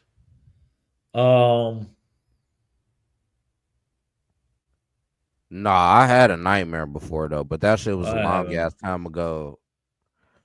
I think I had a weird ass shit. I had a weird ass dream that I was shopping with my uncle that had been dead for a long time, but his body was like a zombie, like, deteriorated. It wasn't like a scary dream where it's like just like a regular day, but he was just a zombie person. But that but yeah, that's the closest kind of real. You can't like be alive. You got to be a zombie. It was weird. What? That was fucking weird. I have had a dream where I'd have to go with that. And went to jail though. I've had dreams with killing. Extremely unsettling. I didn't go to jail in my killing dreams. No, I went to jail. I ain't like that shit. Well, I don't think anybody does. Nah, even in my dream, it wasn't. In the dream, sometimes you can make some shit better. You know what I'm saying? It's not better right now, bro. My dream was alright. It wasn't that bad.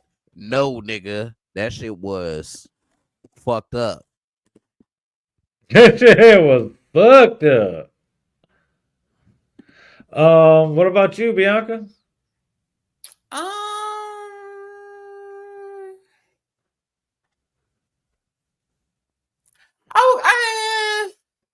Okay. Hey, what? Sound like a fucking DJ horn. So I'll say this: when I was growing up, if I was going to get into it with my mother the night before, I would have a bad dream where we would have like an argument or be in like a fucked up situation. So after she passed away, the only time that I had a dream about her, I had a dream about her that night. The next day I got fired. So the fact that I dreamed about her like 2 years past. Oh shit. You know what I'm saying? So I would say that. So damn, that's fucked up. Yeah. So yeah. Oh, okay. But I think that's good. You know what I'm saying? At least I get the heads up that, when I do see my mom, it's like some fucked up shit's gonna happen later. But you know, I saw her in my dream. I got fired the next day. There's a correlation. Yeah, maybe not, but okay. Maybe just follow the company regulations next. Company regulations. What are those? Blame it on your mom, who already gone. That's crazy. No, I didn't blame her for getting fired. I blamed her for letting me know. Oh, If something's going to happen, she's going to come visit me. And when she does, it's Something usually happens. bad news. Yeah, that's all. Okay. That's all. Damn, she don't come with nothing good. No. No. That was 5 random Okay. questions.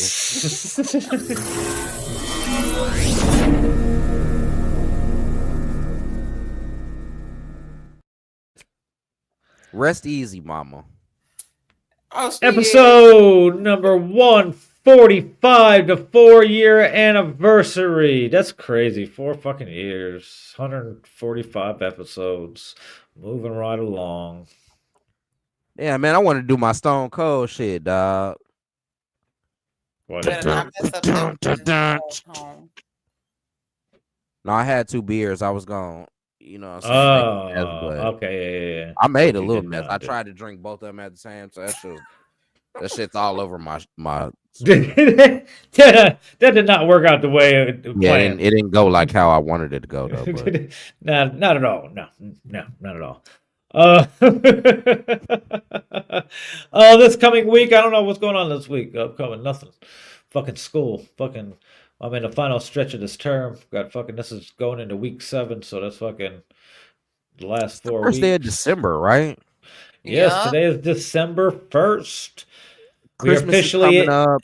We're officially in Sagittarius season. Yep. My Liz's brother and my birthday is on the nephew's 5th. birthday. Liz's birthday is on the 5th. The kid turns 18 on the 9th. He has a big volleyball tournament in Vegas the 12th through the 15th. Shout out to the kid. Good luck to him on that. Yeah, December's big time. Big time December. Yeah. I got brother and I nephew's finished. birthday is on the 13th. And then we're starting rehearsals too for the collective show that's coming up. The headliners only Oh, okay. in January. So we start rehearsals for that. That ought to be interesting. I'll bring you guys some news from that. See what they got going on. I think he just sent me. Matter of fact, he sent me the set today. So I gotta go over that. But yeah, Woo. I fucking hate December. I hate December. Yeah, And it means that my birthday's coming up too. I don't know what. I don't know. I don't like this time of year. It's because it's winter. Hey, let me tell you, it's been fucking cold. And It's been fucking it's cold and it gets dark early as fuck. Like I hate that. As fuck. Like really early. Before 4 o'clock, it's damn. You know what I'm saying? Fucking overcast. 5 o'clock, dark. Shit, bro. 4:30 today. Yeah. Bedtime, children. Go to bed. It's dark out. Damn, that's fucked up. It got feel 12 degrees right now in my neck of the woods, as the weatherman used to say. But yeah, episode 145. I want to thank everybody who tuned in tonight and everybody that's been tuning in over the last 4 years as we've been doing this show. Shout out to all the old hosts, all the new hosts, the same host. It's been us hosting back for Dre. quite a while. Bring back Dre. Bring He too back busy. Dre. Bring back Dre. Bring back Dre. Bring back Dre. Bring back. Bro, where were you getting drunk at, bro? Oh, yeah, your COVID should be done though, ain't it? You should be testing. You should be cool now. They say 5 days now, but who knows? It still took me when I had it last. It took me like 17 days before I tested negative. That shit sucked. Yeah, he might. Did he go back to work? He might have went back to work already. He said 10 days because it's a healthcare facility. Right. So Well, yeah. that's what they told him. Yeah. We'll see what happens because they need him. Whatever job Indy has, he's needed there. I don't even know where I am. Well, what? Look outside, bro. Are you outside right now? It's because he tackles people at work. Uh-huh. Oh, he was at work today? Yes, okay. Oh, yeah. Good. Yeah, it's because he tackles people at work. Let's There's a lot get of back to women this right here, there though. that work there, and he's one of the only guys. And sometimes they make him do like security shit, like tackle people.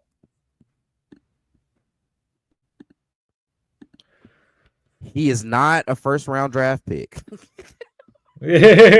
Until next week. Thank you for tuning in to this anniversary special. It's been a crazy 4 years, and I wouldn't want to host it with anybody else. Well, maybe with Dre. Shout out to Indy. Some random Bring bar. back MC. Dre. Is that Michigan City? Bring back Dre. Oh, let's go to Michigan City. 4th anniversary. We'll see you guys fucking next week and stuff like that. McFlosters. McLaughlin. Turn his TV off, turn his TV off. Turn his TV off, turn his TV off. Ain't no other king than this rap thing.